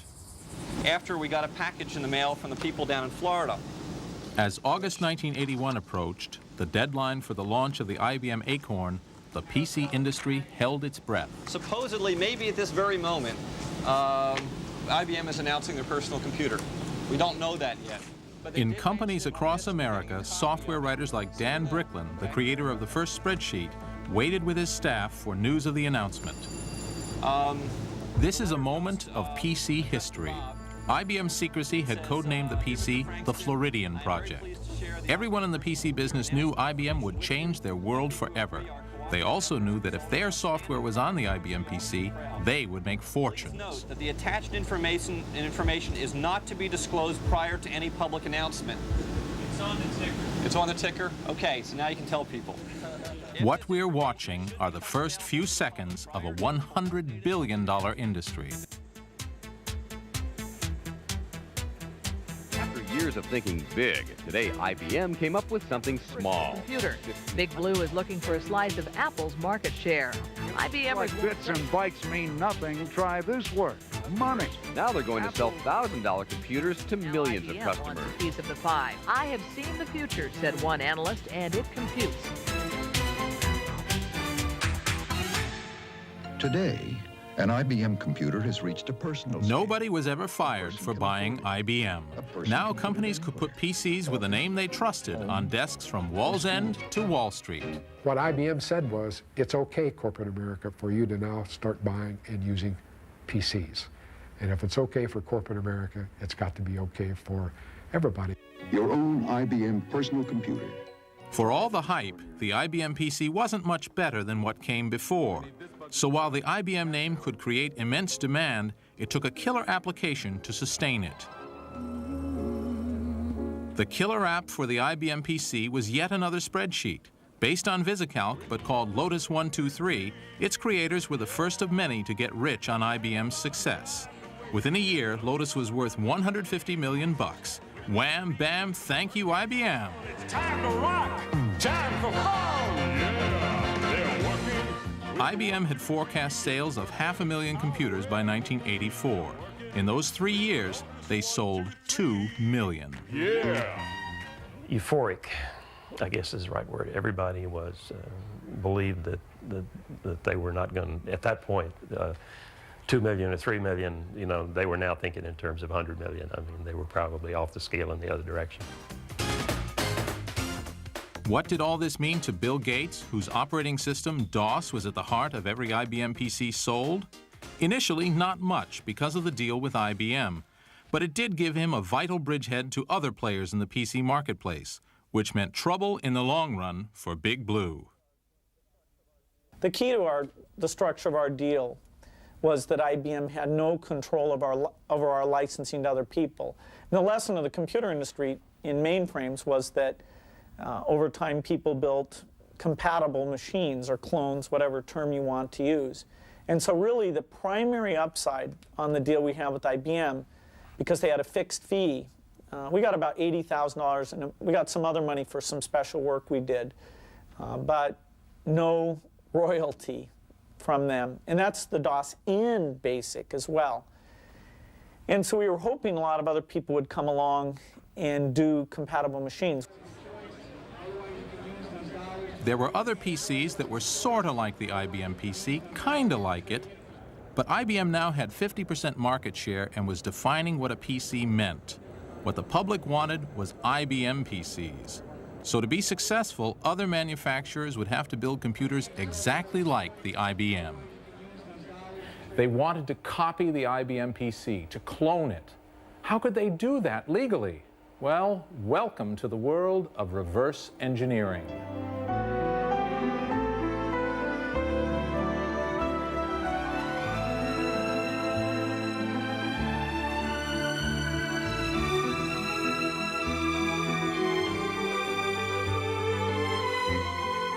This is what reverse engineering can get you if you do it right. Well, the thing about Texas... It's the modest Aspen, Colorado ski shack of Rod Canyon, one of the founders of Compaq, the company set up to compete head-on with the IBM PC. Back in 1982, Rod and 3 fellow engineers from Texas Instruments sketched out a computer design on a placemat at the House of Pies restaurant in Houston, Texas. They decided to manufacture and market a portable version of the IBM PC using the curious technique of reverse engineering. Reverse engineering is figuring out, after something's already been created, how it ticks, what makes it work, usually for the purpose of creating something that works the same way, or at least does something like the thing you're trying to reverse engineer. Here's how you clone a PC. IBM had made it easy to copy. The microprocessor was available off the shelf from Intel, and the other parts came from many sources. Only one part was IBM's alone, a vital chip that connected the hardware with the software. Called the ROM BIOS, this was IBM's own design, protected by copyright and by Big Blue's army of lawyers. Compaq had to somehow copy the chip without breaking the law. First, you have to decide how the ROM works. So what we had to do is have an engineer sit down with that code and through trial and error write a specification that said, here's how the BIOS ROM needs to work. It couldn't be close, it had to be exact. So there was a lot of detail testing that went on. You test how that all-important chip behaves and make a list of what it has to do. Now it's time to meet my lawyer, Claude. I've examined the internals of the ROM BIOS and written this book of specifications. Now I need some help because I've done as much as I can do, and you need to explain what's next. Well, the first thing I'm going to do is I'm going to go through the book of specifications myself, but the first thing I can tell you, Robert, is that you're out of it now. You are contaminated. You are dirty. You've seen the product that's the original work of authorship. You've seen the target product. So now, from here on in, we're going to be working with people who are not dirty. We're going to be working with so-called virgins who are going to be operating in the clean room. I certainly don't qualify there. I imagine you don't. So what we're going to do is this. We're going to hire a group of engineers who have never seen the IBM ROM BIOS. They have never seen it, they've never operated it, they know nothing about it. Have you ever before attempted to disassemble, decompile, or to in any way, shape, or form reverse engineer any IBM equipment? No. Have you ever tried to disassemble or... This is the Silicon Valley virginity test, and good virgins are hard to find. You understand that in the event that we discover that the information you're providing us is inaccurate, you're subject to discipline by the company, and that can include but not be limited to termination immediately. Do you understand that? Yes, I do. Okay. After the virgins are deemed intact, they are forbidden contact with the outside world while they build a new chip, one that behaves exactly like the one in the specification. In Compaq's case, it took 15 senior programmers several months and cost $1 million to do the reverse engineering. In November 1982, Rod Canyon unveiled the result. What I've brought today is a Compaq portable computer. When Bill Murto, another Compaq founder, got a plug on a cable TV show, their selling point was clear: 100% IBM compatibility. It turns out that all major and popular software runs on the IBM personal computer or the Compaq portable computer. That extends through all of the software for IBM. Yes. It all works on the Compaq. Compaq was an instant hit. In their first year, on the strength of being exactly like IBM, but a little cheaper, they sold 47,000 PCs. In our first year of sales, we set an American business record, I guess maybe a world business record. Our largest first-year sales in history was $111 million.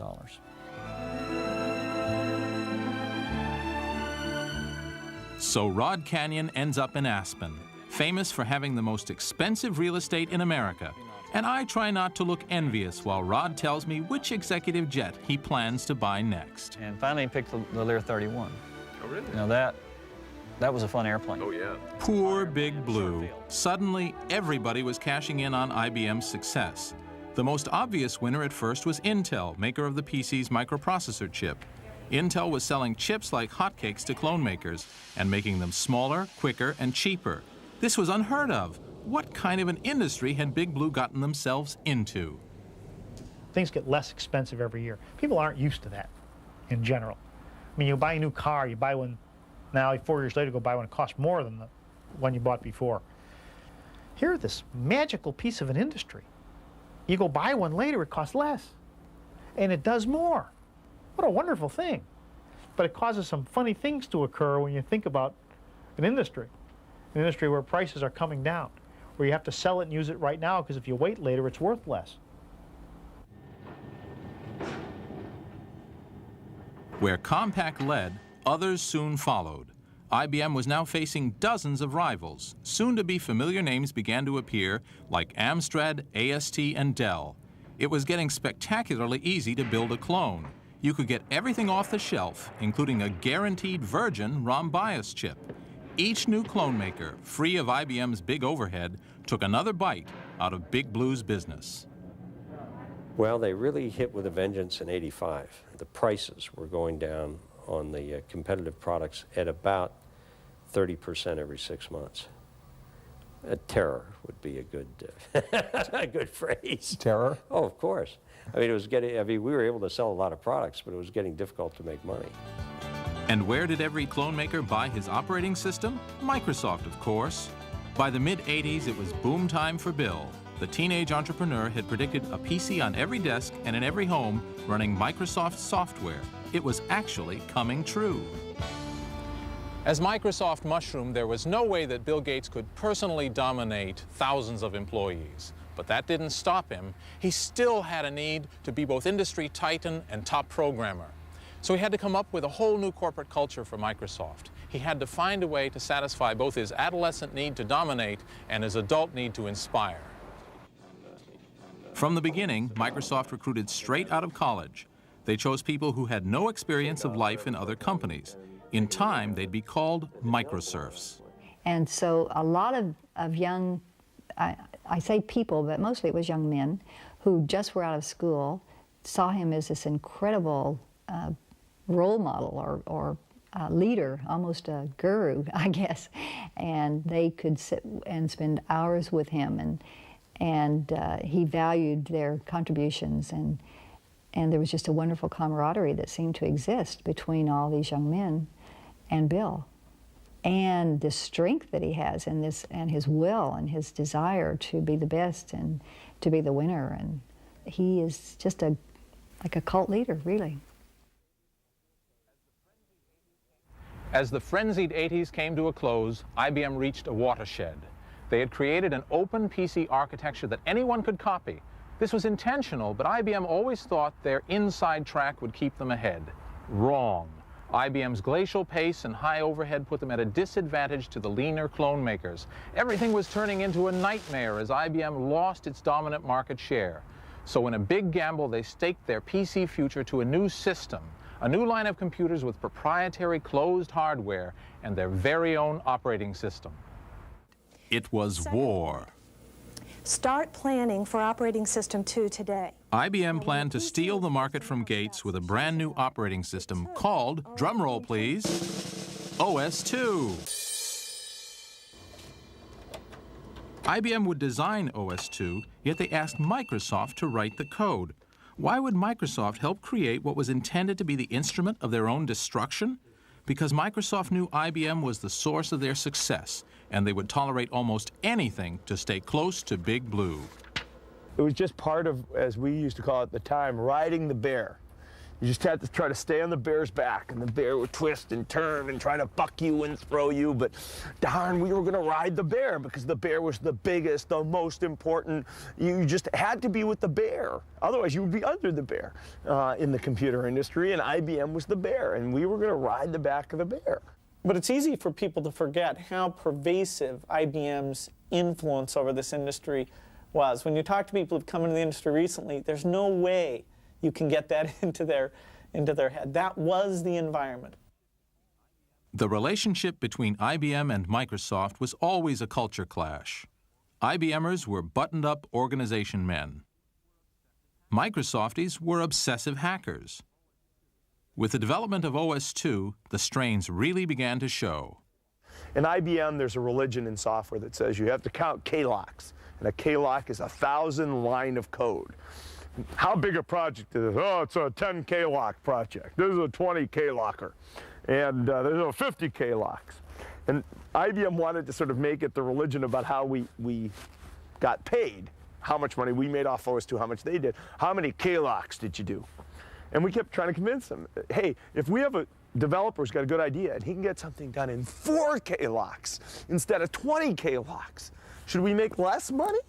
Because he's made something smaller and faster, less clocks. Oh, K-locks, that's the methodology. Yeah, anyway, it almost makes my my back just crinkle up at the thought of the whole thing. When I took over in '89, there was an enormous amount of resources working on OS/2, both in Microsoft and the IBM company. Bill Gates and I met on that several times. And we pretty quickly came to the conclusion together that that was not going to be a success the way it was being managed. It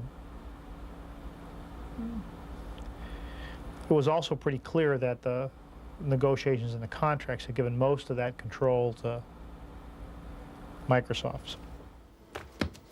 It was no longer just a question of styles. There was now a clear conflict of business interest. OS/2 was planned to undermine the clone market, where DOS was still Microsoft's major moneymaker. Microsoft was DOS, but Microsoft was helping develop the opposition? Bad idea. To keep DOS competitive, Gates had been pouring resources into a new program called Windows. It was designed to provide a nice, user-friendly facade to boring old DOS. Selling it was another job for shy, retiring Steve Ballmer. How much do you think this advanced operating environment is worth? Wait just 1 minute before you answer. Watch as Windows integrates Lotus 123 with Miami Vice. Now we can take this for our... Just as Bill Gates saw OS/2 as a threat, IBM regarded Windows as another attempt by Microsoft to hold on to the operating system business. We created Windows in parallel. We kept saying to IBM, hey, Windows is the way to go, graphics is the way to go. And we got virtually everyone else enthused about Windows. So that was a divergence that we kept thinking we could get IBM to come around on.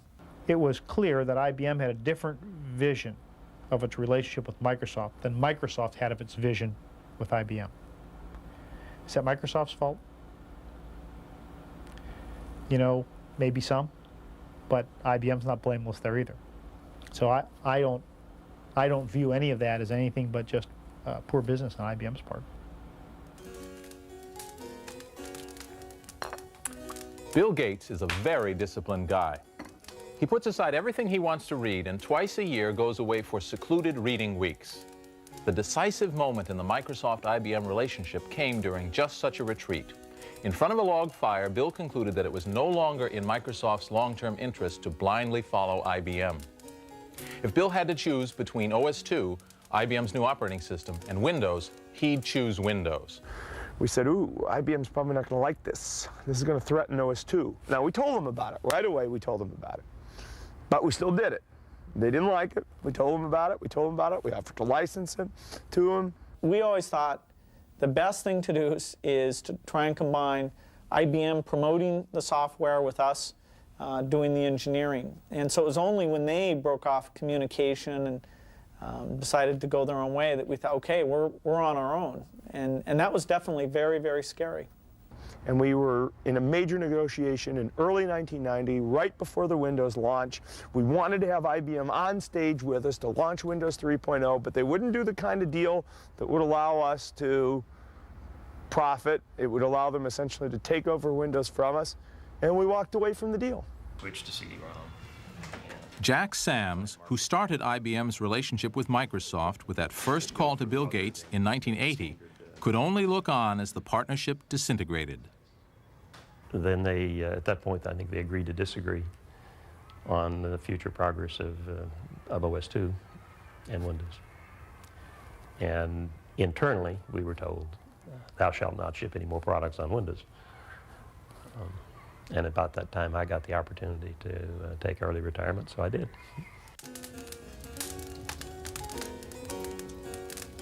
Bill's decision by the fireplace ended the 10-year IBM-Microsoft partnership and turned IBM into an also-ran in the PC business. Did David beat Goliath? The Boca Raton, Florida birthplace of the IBM PC is deserted, a casualty of diminishing market share.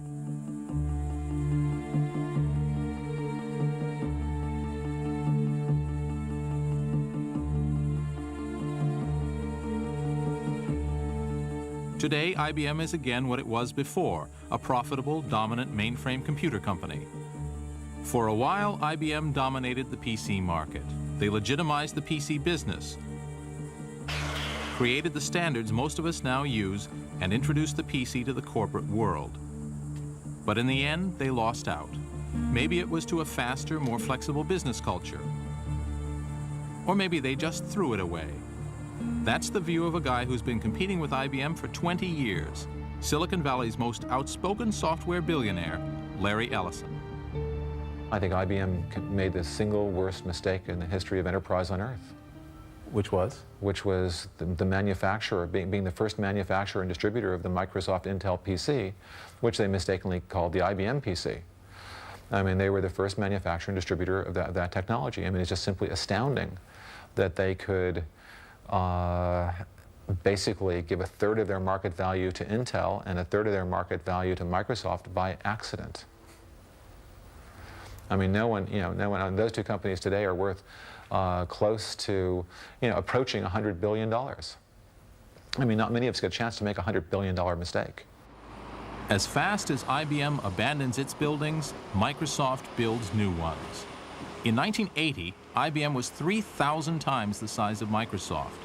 Though still a smaller company, today Wall Street says Microsoft is worth more.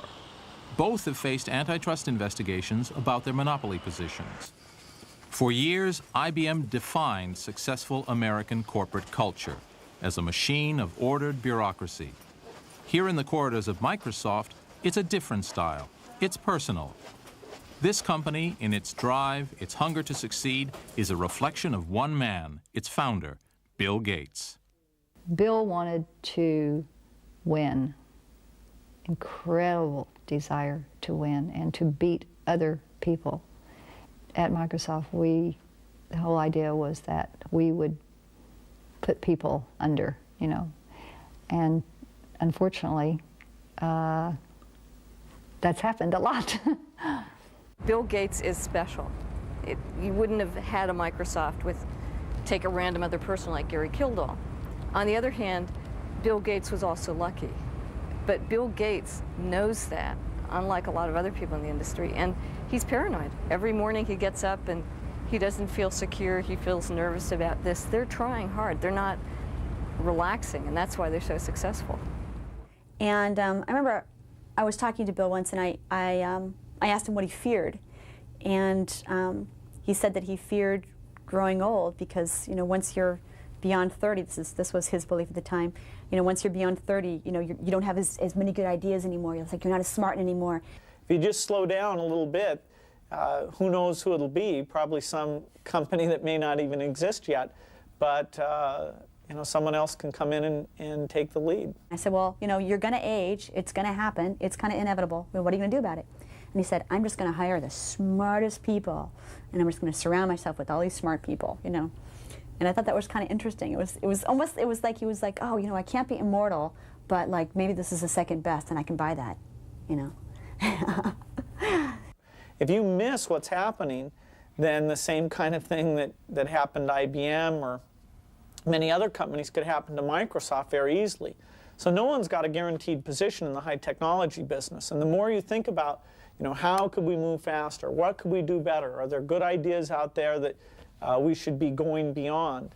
It's important. And I wouldn't trade places with anyone, but the reason I like my job so much is we have to constantly stay on top of those things. The Windows software system that ended the alliance between Microsoft and IBM pushed Gates past all his rivals. Microsoft had been working on the software for years, but it wasn't until 1990 that they finally came up with a version that not only worked properly, it blew their rivals away. And where did the idea for this software come from? Well, not from Microsoft, of course. It came from the hippies at Apple. Lights, camera, boot up. In 1984, they made a famous TV commercial. Apple had set out to create the first user-friendly PC, just as IBM and Microsoft were starting to make a machine for businesses. When the TV commercial aired, Apple launched the Macintosh. Secure from the pests of a contradictory. The computer and the commercial were aimed directly at IBM, which the kids in Cupertino thought of as Big Brother. But Apple had targeted the wrong people. It wasn't Big Brother they should have been worrying about. It was Big Bill Gates. Shall talk themselves to death, and we will bury them with their own confusion.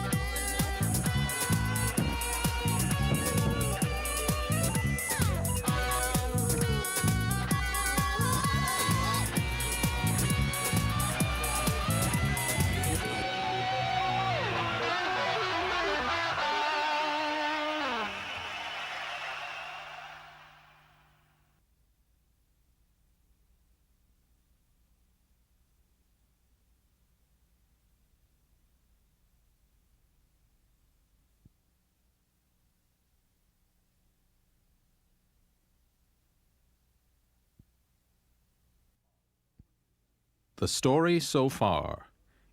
In 1980, just 4 years after being founded in a California garage, Apple was the biggest maker of PCs in the world. Computer giant IBM was not amused and fought back, launching its own PC in 1981. Though built from copycat technology, IBM's PC was an enormous hit and spawned many imitators, the PC clones. But PCs were still a pain to use. A revolution was needed to make them friendlier. Now, view on.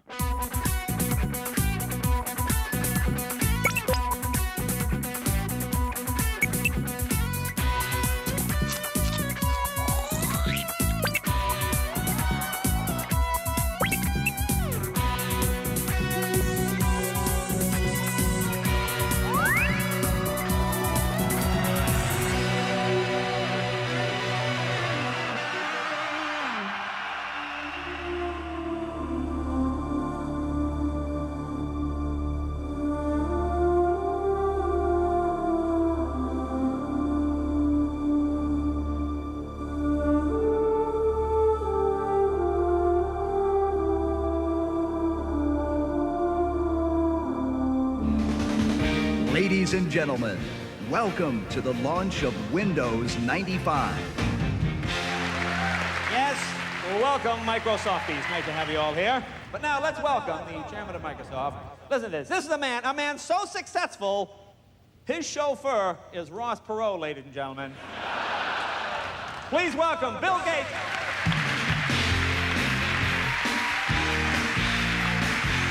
It's August 24th, 1995, in a suburb of Seattle in the Pacific Northwest. This is the biggest, noisiest product launch in the history of the personal computer.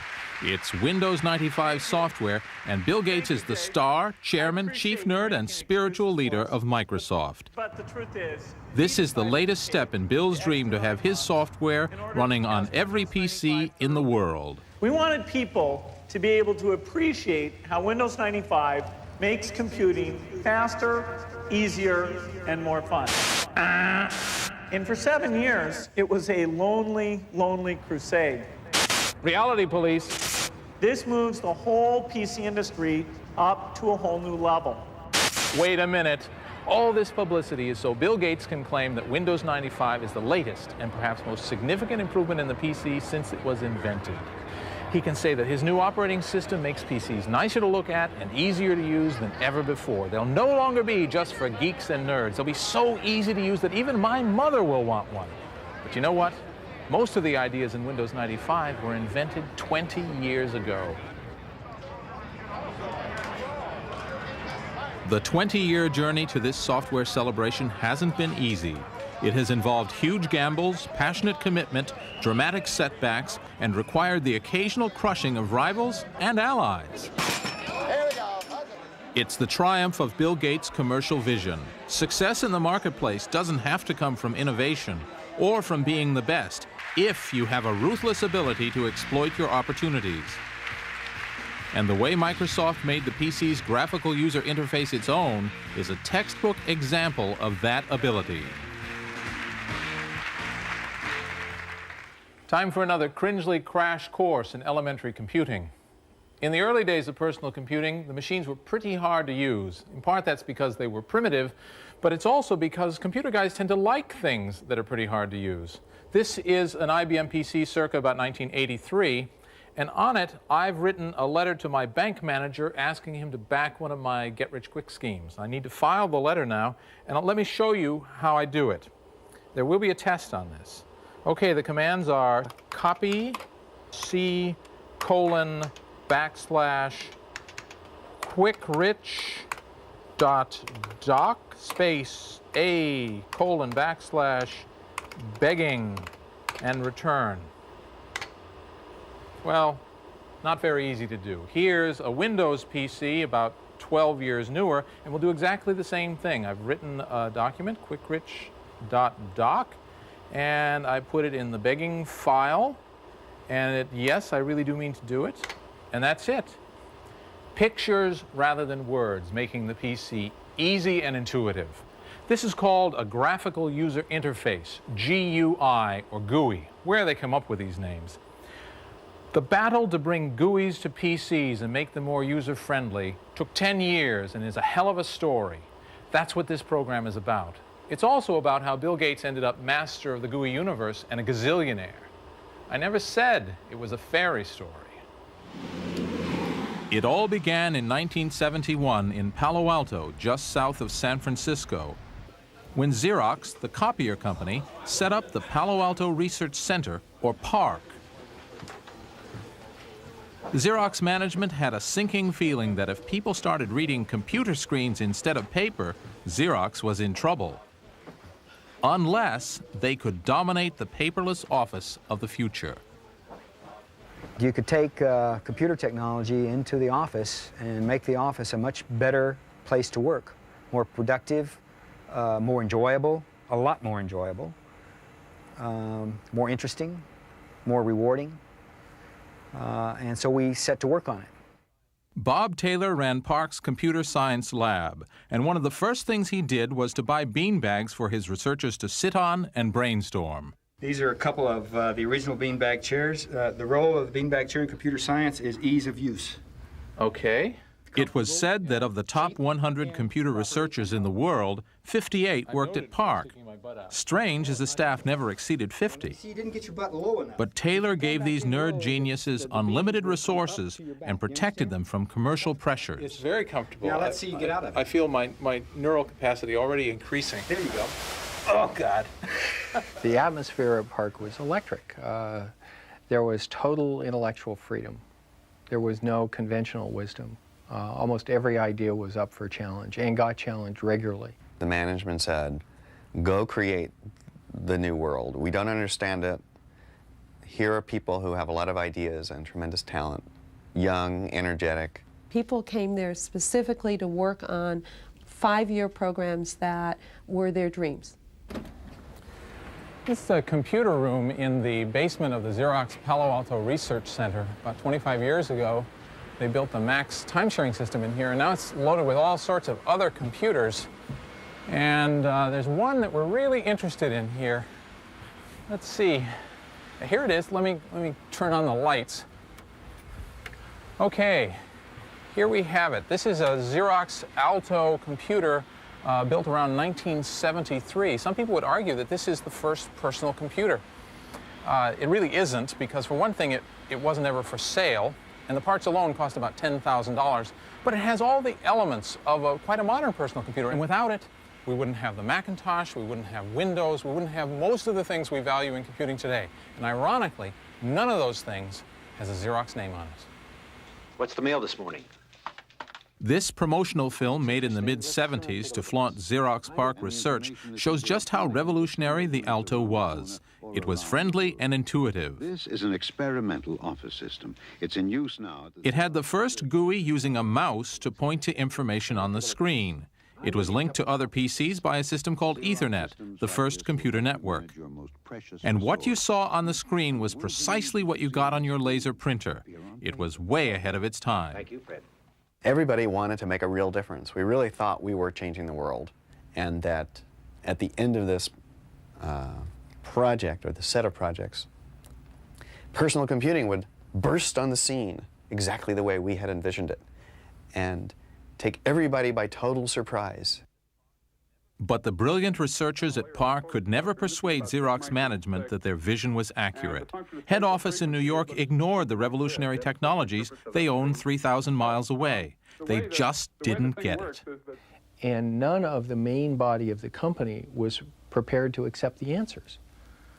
So there was a tremendous mismatch between the management and what the researchers were doing, in that these guys had never fantasized about what the future of the office was going to be, and when it was presented to them, they had no mechanisms for turning those ideas into real-life products. And that was really the frustrating part of it, because you were talking to people who didn't understand the vision. And yet the vision was getting created every day within the Palo Alto Research Center, and there was no one to receive that vision.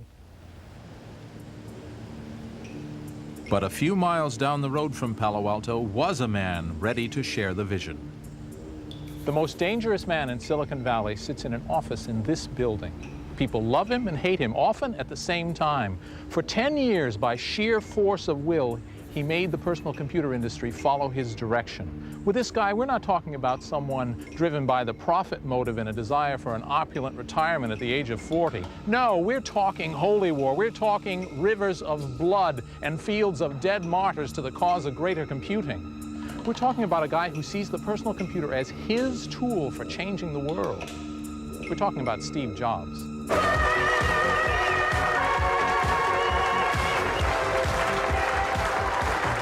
Hi, I'm Steve Jobs. When I wasn't sure what the word charisma meant, I met Steve Jobs, and then I knew.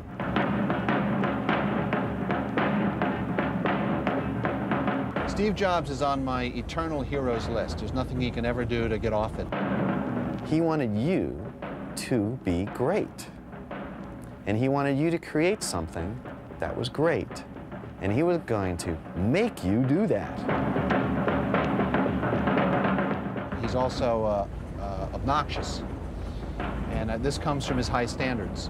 He has extremely high standards, and he has no patience with people who don't either share those standards or perform to them. And I'm also one of these people that I don't really care about being right, you know. I just care about success. Steve Jobs had co-founded Apple Computer in 1976. The first popular personal computer, the Apple II, was a hit and made Steve Jobs one of the biggest names in a brand new industry. At the height of Apple's early success, in December 1979, Jobs, then all of 24, had a privileged invitation to visit Xerox PARC. And they showed me really three things. But I was so blinded by the first one that I didn't even really see the other two. One of the things they showed me was object-oriented programming. They showed me that, but I didn't even see that. The other one they showed me was really a networked computer system. They had over 100 Alto computers, all networked, using email, et cetera, et cetera. I didn't even see that. I was so blinded by the first thing they showed me, which was the graphical user interface. I thought it was the best thing I'd ever seen in my life. Now, remember, it was very flawed. What we saw was incomplete. They'd done a bunch of things wrong, but we didn't know that at the time. It's still, though, they had the germ of the idea was there, and they'd done it very well. And within, 10 minutes, it was obvious to me that all computers would work like this someday. It was a turning point. Jobs decided this was the way forward for Apple. He came back and, I almost said asked, but the truth is demanded that his entire programming team get a demo of the Smalltalk system. And the then head of the Science Center asked me to give the demo because Steve specifically asked for me to give the demo. And I said, no way. I had a big argument with the Xerox executives telling them that they were about to give away the kitchen sink. And I said I would only do it if I were ordered to do it, because then, of course, would be their responsibility. And that's what they did. The mouse is a pointing device that moves a cursor around the display screen. Adele and her colleagues showed the Apple programmers an Alto machine running a graphical user interface. A selected window displays above other windows, much like placing a piece of paper on top of a stack on a desk. The visitors from Apple saw a computer that was designed to be easy to use, a machine that anybody could operate and find friendly, even the French. Choose one. I think mostly what we got in that hour and a half was inspiration. And basically just sort of a bolstering of our convictions that a more graphical way to do things would make this business computer more accessible. After an hour looking at demos, they understood our technology and what it meant more than any Xerox executive understood it after years of showing it to them. Basically, they were copier heads that just had no clue about a computer or what it could do. And so they just grabbed defeat from the greatest victory in the computer industry. Xerox could have owned the entire computer industry today. Could have been, a company 10 times its size. Could have been IBM. Could have been the IBM of the 90s. Could have been the Microsoft of the 90s. For Steve Jobs, the road to Damascus passed through Palo Alto. He persuaded the Apple board to invest in technology copying what he'd seen at Xerox PARC, his instrument of change. They hired 100 engineers and started developing a new PC codenamed Lisa. But there were problems. The Lisa didn't work properly, and its price tag was heading toward $10,000, way too much for the average PC buyer. Jobs' domineering style drove everyone nuts, too, so the board ousted him from his own pet project. You know, I brooded for a few months. But it was not very long after that that it really occurred to me that if we didn't do something here, the Apple II was running out of gas. And we needed to do something with this technology fast, or else Apple might cease to exist as the company that it was. Jobs got his answer from Jeff Raskin, Apple employee number 31. Raskin's idea was a $600 computer, as easy to use as a toaster, codenamed Macintosh, after America's favorite Apple. Jobs liked the price, but not Raskin's design ideas. So Steve took over the Macintosh project, determined to make it a cheaper Lisa. And so I formed a small team to do the Macintosh, and you know, we were on a mission from God, you know, to save Apple. While Jobs pursued his Mac mission, he needed a more orthodox chief executive to run the company, a respectable face who could sell to corporate America. He chose Pepsi-Cola executive John Sculley. Sculley refused. Leave Pepsi for a 4-year-old company that had been set up in a garage? Are you serious? But it was hard saying no to Steve Jobs. And then he looked up at me and just stared at me with this stare that only Steve Jobs has. And he said, "Do you want to sell sugar water for the rest of your life? Or do you want to come with me and change the world?" And I just gulped, because I knew I would wonder for the rest of my life, you know, what I would have missed. Yeah, well, or usually... For the young Mac team, average age 21, this was the start of the toughest but most exhilarating assignment of their lives, relentlessly driven by Jobs' ego. Oh, look at this. And who's this fresh-faced young guy here? That's me 11 years ago. Had more hair, I guess, a little thinner. Oh, I love these people. They're like family to me, really. And we were united by this common bond of trying to do this incredible thing with the Mac. Jobs wanted the Mac to revolutionize the PC market, so he insisted that the team deliver perfection. Steve was upset that the Mac took too long to boot up when you first turned it on. So he tried motivating Larry Kenyon by telling him, well, you know how many millions of people are going to buy this machine? There's going to be millions of people. And let's imagine that you can make it boot 5 seconds faster. Well, that's 5 seconds times a million every day. That's 50 lifetimes. If you can shave 5 seconds off that, you're saving 50 lives. And so, you know, it was a nice way of thinking about it. And we did get it to go faster. And then this is one of the very first Macintosh wire wraps. This is wire wrap board number 4. As the Mac progressed, new features were being continually added. Jobs said the Mac had to be insanely great and pushed his engineers to the limit. He had to, because by early 1983, Apple was in trouble. And this is what was giving Apple such a headache. IBM's first PC launched in August 1981. It was a runaway success. Within a couple of years, more than 2 million units had been shipped, overtaking Apple and making Big Blue the biggest player in the market. When IBM personal computer owners look for good software, where can they turn? To IBM. What was driving IBM PC sales was software. Business programs, entertainment, productivity, education. But software for an IBM wouldn't run on the Mac. If the Macintosh was to succeed, Jobs needed killer applications. Enter 25-year-old software supremo, Bill Gates. At that time, his company, Microsoft, had 100 workers and was growing like crazy thanks to DOS, the operating system that drove the IBM PC. But DOS sure wasn't a GUI. Gates and his aggressive number 2, Steve Ballmer, were immediately intrigued by the Mac. Jobs talked to Bill at some industry conference and said, hey, we're doing, I think Lisa was sort of in development. He said, but I'm going to do the graphical interface machine here at Apple. Not just that Lisa thing, Bill. I'm going to do the one that's really going to be the winner.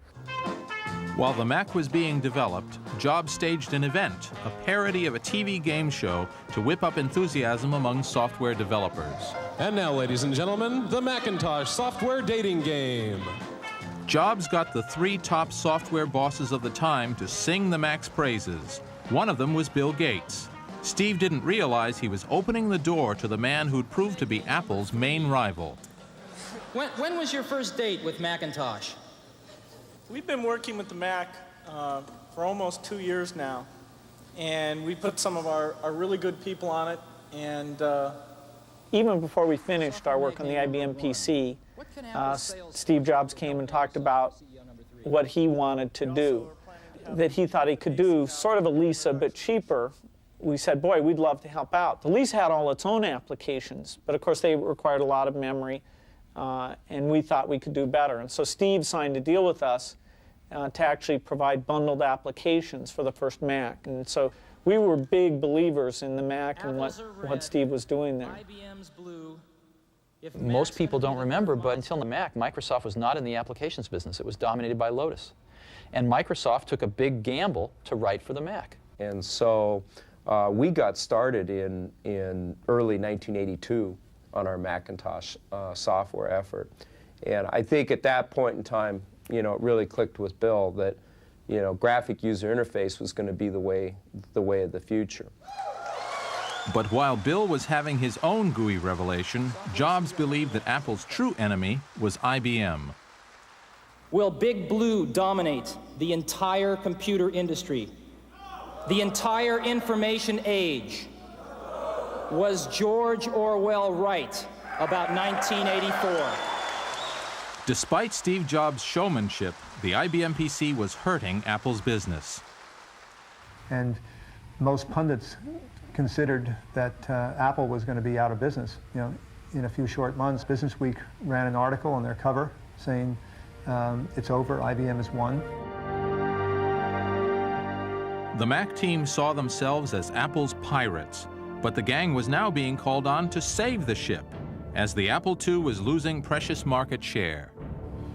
In the case of the Macintosh team, they were behind schedule in getting the Mac out, which is not unusual in high technology. And so just getting that product to market was extremely important.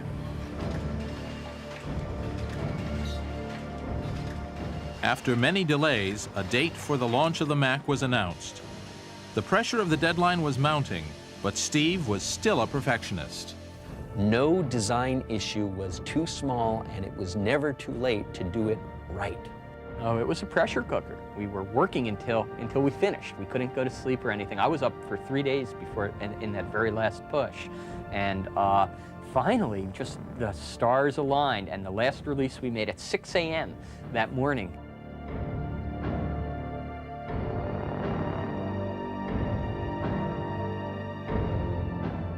It was now all or nothing because Lisa had turned out an expensive flop. The fate of the whole company seemed to rest on the launch of the Mac.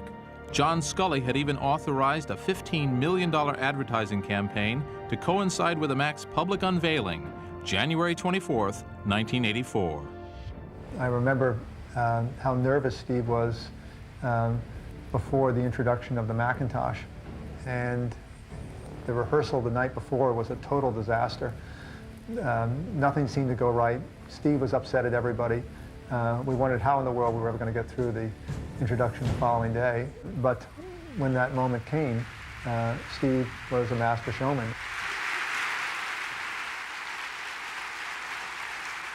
There have only been 2 milestone products in our industry: the Apple II in 1977 and the IBM PC in 1981. Today, 1 year after Lisa, we are introducing the 3rd industry milestone product, Macintosh.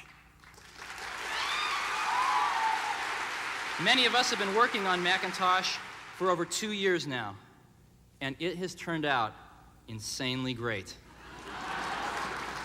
You've just seen some pictures of Macintosh. Now I'd like to show you Macintosh in person.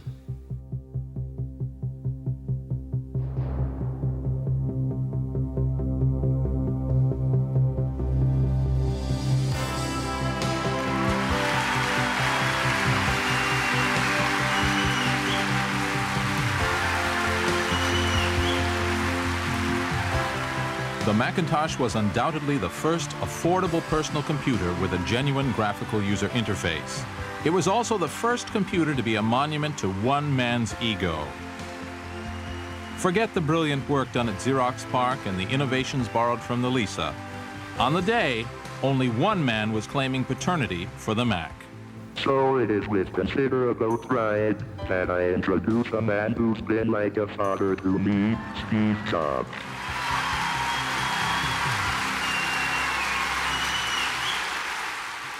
I was standing off stage, and as he came off, he said, "This is, the proudest, happiest moment of my life." And it was all over his face. It clearly was, because he had launched a revolution.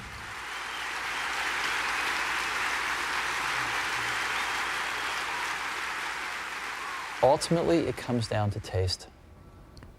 It comes down to trying to expose yourself to the best things that humans have done, and then try to bring those things in to what you're doing. I mean, Picasso had a saying, he said, "Good artists copy, great artists steal." And we have, always been shameless about stealing great ideas.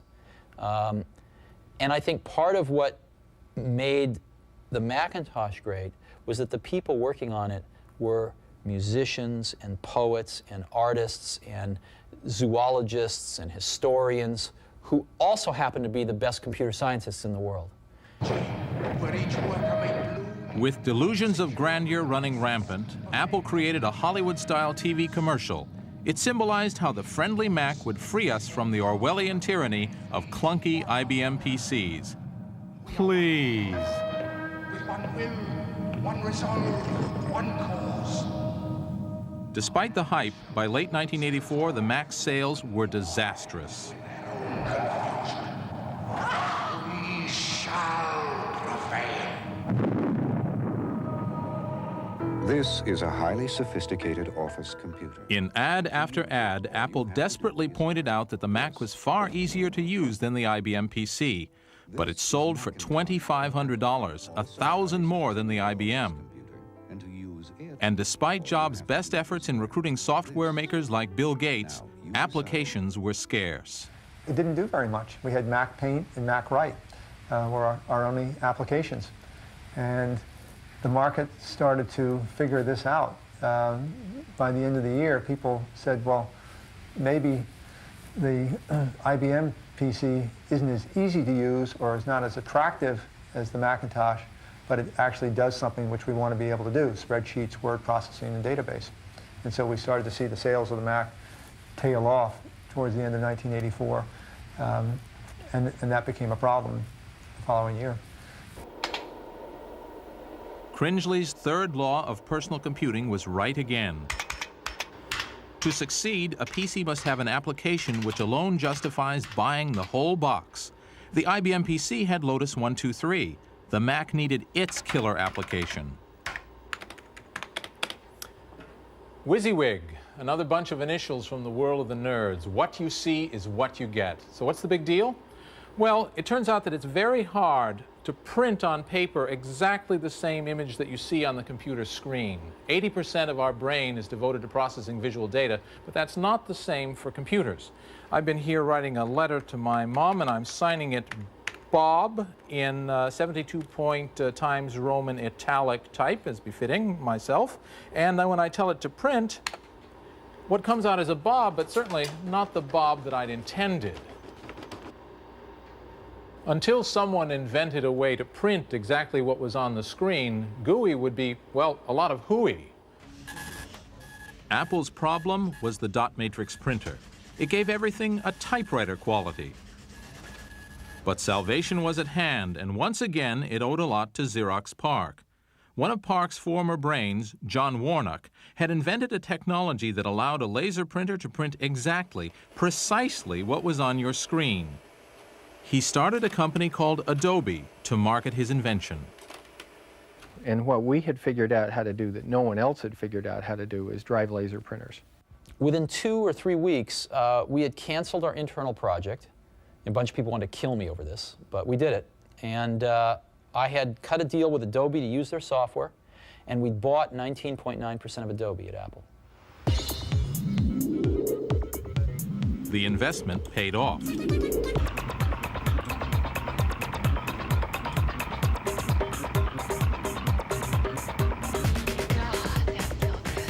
The power of precise laser-printed images and a user-friendly GUI gave birth to a brand new business, desktop publishing.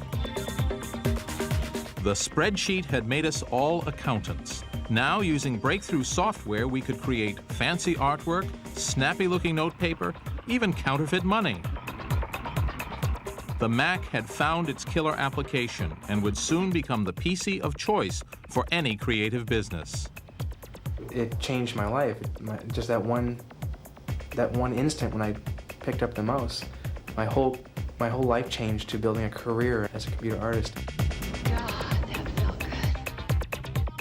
The success of desktop publishing came too late for Apple's founder. In 1985, Mac sales were still flat, but Jobs refused to believe the numbers. He simply behaved as if the Mac was a hot seller from the start. The grandiose plans of what Macintosh were going to be was just so far out of whack with the truth of what the product was doing. And the truth of what the product was doing was not horrible. It was salvageable. But the gap between the two was just so unthinkable that somebody had to do something, and that somebody was John Sculley. John Sculley, whom Jobs saw as his own creation, presented the board with his strategy to save the company.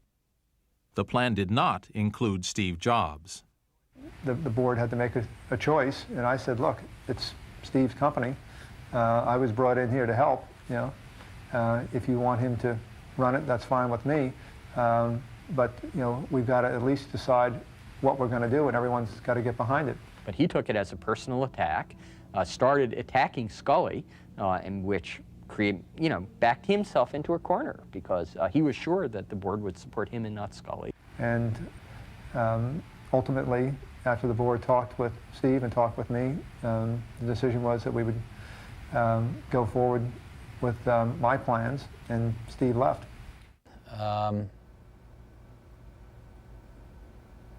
What can I say? I hired the wrong guy. That was Sculley? Yeah. And he destroyed everything I'd spent 10 years working for. Starting with me, but that wasn't the saddest part. I would have gladly left Apple if Apple would have turned out like I'd wanted it to. People in the company had very mixed feelings about it. Everyone had been terrorized by Steve Jobs at some point or another, and so there was a certain relief that the terrorist would be gone. And on the other hand, I think there was incredible respect for Steve Jobs by the very same people. And we were all very worried what would happen to this company without the visionary, without the founder, without the charisma. Apple never recovered from losing Steve. Steve was the heart and soul and driving force. Would be quite a different place today. They lost their soul.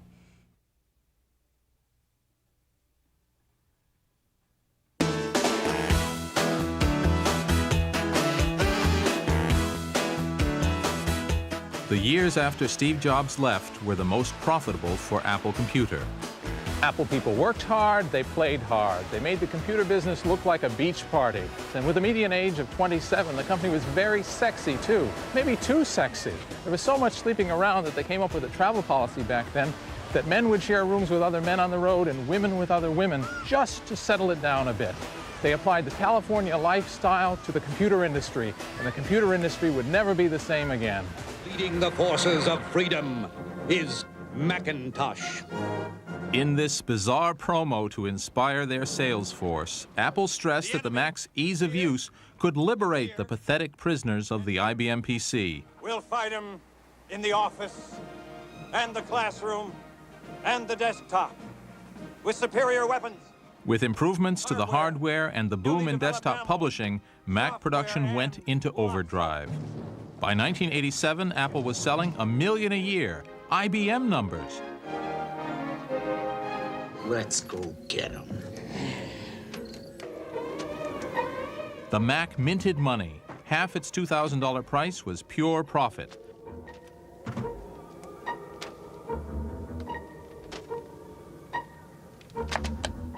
Hello, I am Macintosh.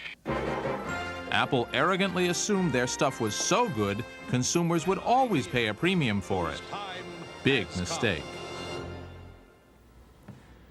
The Mac really ought to have won the battle for the desktop. Okay, it was more expensive than an IBM PC, but if what you wanted was a friendly, easy-to-use system, and surely everyone wanted that, then this was the only game in town. At least that's what the boys at Apple thought. But they weren't reckoning on one man, Bill Gates. Gates saw that the Mac's GUI represented a long-term threat to Microsoft's money machine, to DOS, the clunky operating system that sat inside every IBM PC. So Bill had his boys create a GUI that sat on top of DOS, rather like building a fancy facade on an old building. They called it Windows, and it wasn't much at first, but it was good enough to defend the DOS franchise.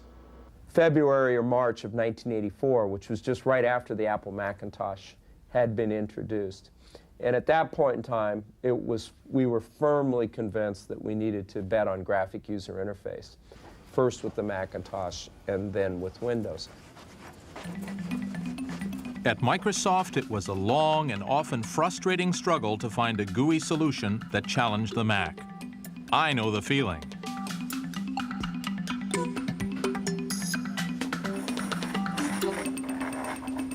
For years, teams of Microsofties slaved in their windowless offices to build Windows, refreshed by an endless supply of free sodas. And I was the development manager for Windows 1.0, and we kept slogging, and yeah, it took us, I don't know, about 7 versions, but it took us a few versions to get things right before 1990, that's right. Windows may at first have been a joke compared to the Mac, but Gates is persistent. Slowly, it got better, and the guys at Apple got worried. As each new feature appeared on the Windows GUI, the more they thought Microsoft was copying the features on the Mac. So finally, they sued Microsoft, accusing them in a long legal battle of stealing the look and feel of Apple's GUI. The look and feel, which is how it looks, the experience of using it, was not patentable, but it was copyrightable. But there was no precedent law. This was going to be a precedent-setting case. But it was a period of 5 years where, Microsoft, our whole strategy would have been ruined because Windows was very important to us. They weren't going to change anything. And they were going to get us to cave in or take us all the way to the Supreme Court on this thing. We assumed that the lawyers, the judges would all come to the right conclusion, which eventually they did. And Apple lost. But in that period of about 6 years that this case was going on, it may have lulled us into a bit of complacency, thinking that we were going to be insulated, from the Windows attack.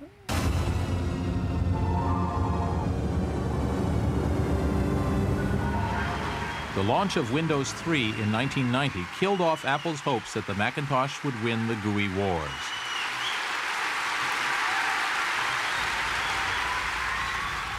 Today we're introducing Microsoft Windows version 3. The 6-year labor to produce a GUI that made IBM PCs and all the clones as easy to use as the Mac finally came up trumps. In a year, Windows 3 sold close to 30 million copies, consigning the Mac to a niche in the market. Ladies and gentlemen, the Windows 3 development team. Bill Gates' strategy won out. At every stage in the PC's development, he joined the leading hardware company, and by carving out a dominant market share for his product, made his software the industry standard. The original PC did our evangelism in the way we created tools for that, pull that together. Take Windows. Did we bet our company on that? Did that come together? Virtually everything we've done when we first come out with it, there's a lot of skepticism. But most of the things, we really stuck with them. And despite all that second guessing, we're able to pull them off. The problem was the industry wasn't measured by who has the best-selling personal computer, or who has the most innovative technology. The industry was measured by who had the most open system that was adopted by the most other companies. And the Microsoft strategy ultimately turned out to be the better business strategy. The only problem with Microsoft is they just have no taste. They have absolutely no taste. And what that means is, I don't mean that in a small way, I mean that in a big way. In the sense that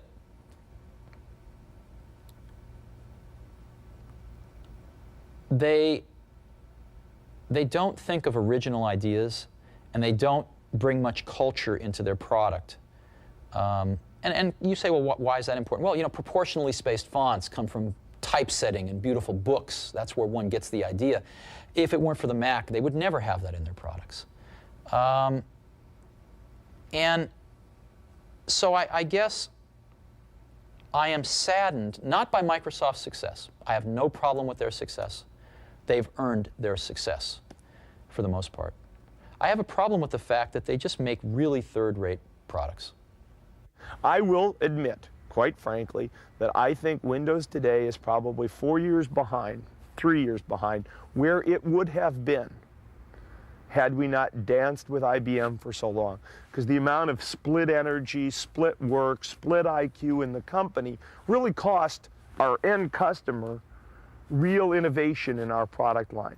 And so whenever I hear these criticisms, which I got to say sting sometimes, I say to myself, just you watch Windows 95, Windows 90. There's no lack of focus. There hasn't been here for the last 3-4 years since we didn't have this big split with IBM. And I think even in the operating systems area, now you'll start to see clear, and people will recognize clear leadership. And we just keep making them better. We get millions of phone calls. We get to go out there and talk to customers. And there's nothing cast in concrete. If people decide there's something that we should change, we change it. It's a lot better than most industries in that sense. I think the way that applications user interfaces have advanced over the last decade, Microsoft has been at the forefront of a very high percentage of that. And you know, I think it's great stuff. On August 24th, 1995, Gates delivered the coup de grace to his software rivals. Windows 95 combines the PC's operating system and its graphical interface into one package. With a worldwide promotional campaign costing $300 million, it looks set to become the industry standard, supplanting Microsoft's old warhorse, DOS. Thanks to all of you for an incredible job. Cue the triumph of Bill. A software nerd is the richest man in the world.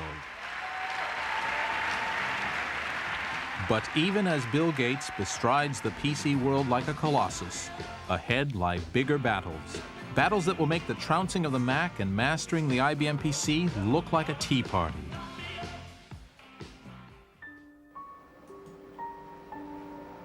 The Gates fortune was built on setting the industry standard for PC operating systems. Fine as long as PCs are standalone boxes on your desk. But now they are being linked into a worldwide network, the much-hyped information superhighway. The PC on the internet is a mailbox, a telephone, and a television. Of course, at the center of this will be the idea of digital convergence. That is, taking all the information, books, art, movies, and being able to provide them on demand on what the PC will evolve into. The internet is the next wave of the information revolution where there is as yet no industry standard, a world where even Bill Gates seems unsure. You know, if you take the way the internet is changing month by month, if somebody can predict what's going to happen 3 months from now, 9 months from now, even today, my hat's off to them. I think we've got a phenomena here that is moving so rapidly that nobody knows exactly where it will go. Bill Gates isn't resting on his laurels. He's making new alliances, like investing in Steven Spielberg's new movie studio, DreamWorks. It would be silly if we were going to get into the interactive business. He's in cable TV with broadcaster NBC and in competition with Rupert Murdoch and Mickey Mouse. Now, as Microsoft... These tycoons are a far cry from the nerds Bill has so far outsmarted. Guys like Gary Kildall, who became businessmen by accident. Even Bill's victory over IBM was really with a corporate outpost a long way from the attention of Big Blue headquarters. No, Bill's new rivals are hotshots, not hippies. And one of them is the guy I'm visiting. He hopes the internet will go somewhere other than to Bill Gates' bottom line. He's betting it will soon consign the PC itself to the trash can and do the same to Microsoft. Bob Cringer, to see Larry Ellison.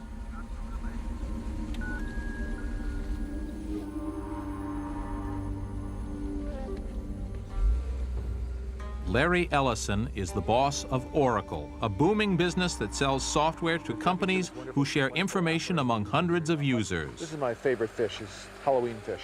In Atherton, the most exclusive suburb in Silicon Valley, the bachelor billionaire has built himself a $10 million samurai mansion. Naturally. I want to have a large pond, about 5 acres of water, surrounded by several little buildings, like a village. Oh, with his ceremonial carp, Larry contemplates the coming battle with Microsoft. People make a terrible mistake of thinking IBM is the present and Microsoft is the future. I think IBM is the past and Microsoft is the present, and the future has not happened, so we don't know what company, what technology is going to be dominant. These are temple guardians from the Kamakura period, and they, you'd have one on either side of your door, and the job was to scare employees of Microsoft away and keep them from entering the temple. We shouldn't spend all of our time wringing our hands about Microsoft world domination. That there's still room left for innovation. There's going to be change, and Microsoft's future is not assured. That's well, anything good for the internet, we're very supportive of, because the internet does not require a PC. Larry believes the PC will be replaced with a cheap device he calls an information appliance. It will be a glorified television which will access information and computing simply by connecting to giant computers via the internet. Just like turning on a tap, and the PC will go the way of the well and the bucket. I hate the PC with a passion. Me going down to the store and buying Windows 95, got to get in my car, drive down to a store, buy a cardboard box full of bits, encoded on a piece of plastic, a CD-ROM, bring it home, read a manual, and install this thing. You must be kidding. Put the stuff on the net. It's bits. Don't put bits in cardboard. Cardboard in trucks. Trucks to stores. Me go to the store. Pick this stuff out. It's insane. Okay, I love the internet. I want information. It flows across the wire. So the way ahead is wired. Larry, Bill, everybody agrees on that. And we have the nerds of the 70s to thank for making it possible, whether the PC itself survives or not. As we take up their challenge, it's worth finding out how these pioneers made out. Steve Jobs sold all his Apple stock in disgust when he was fired, but has made another fortune from his stake in a movie animation studio. He has no doubts about his contribution to humanity. And if you talk to people that use the Macintosh, they love it. I mean, you don't hear people loving products very often, really. But you could feel it in there. There was something really wonderful there. Apple, the company Jobs took from a garage to the Fortune 500, is in trouble. It is now a fading force in the PC marketplace. Apple's other millionaire founder, Steve Wozniak, spends much of his time teaching computing to 11 and 12-year-olds. IBM created the mass market for the PC, but no longer sets industry standards. And most of the guys who built IBM's first PC have left Big Blue. And Ed Roberts, who built the Altair, the very first PC, he turned his back on computing and returned to his first love, medicine. Funny, isn't it, how things turn out? After all, the first PC revolution caught us all pretty much by surprise. Even Microsoft, with 2,000 millionaires and at least 2 billionaires, never expected to be as successful as they are today. Cringely's universal law says society takes 30 years to adapt new technology into daily life. The phone, movies, even television took that long before our rear ends became couch-shaped. So far, the PC has had 20 years. So what comes next? Well, I'm off to find out. See you in 10 years.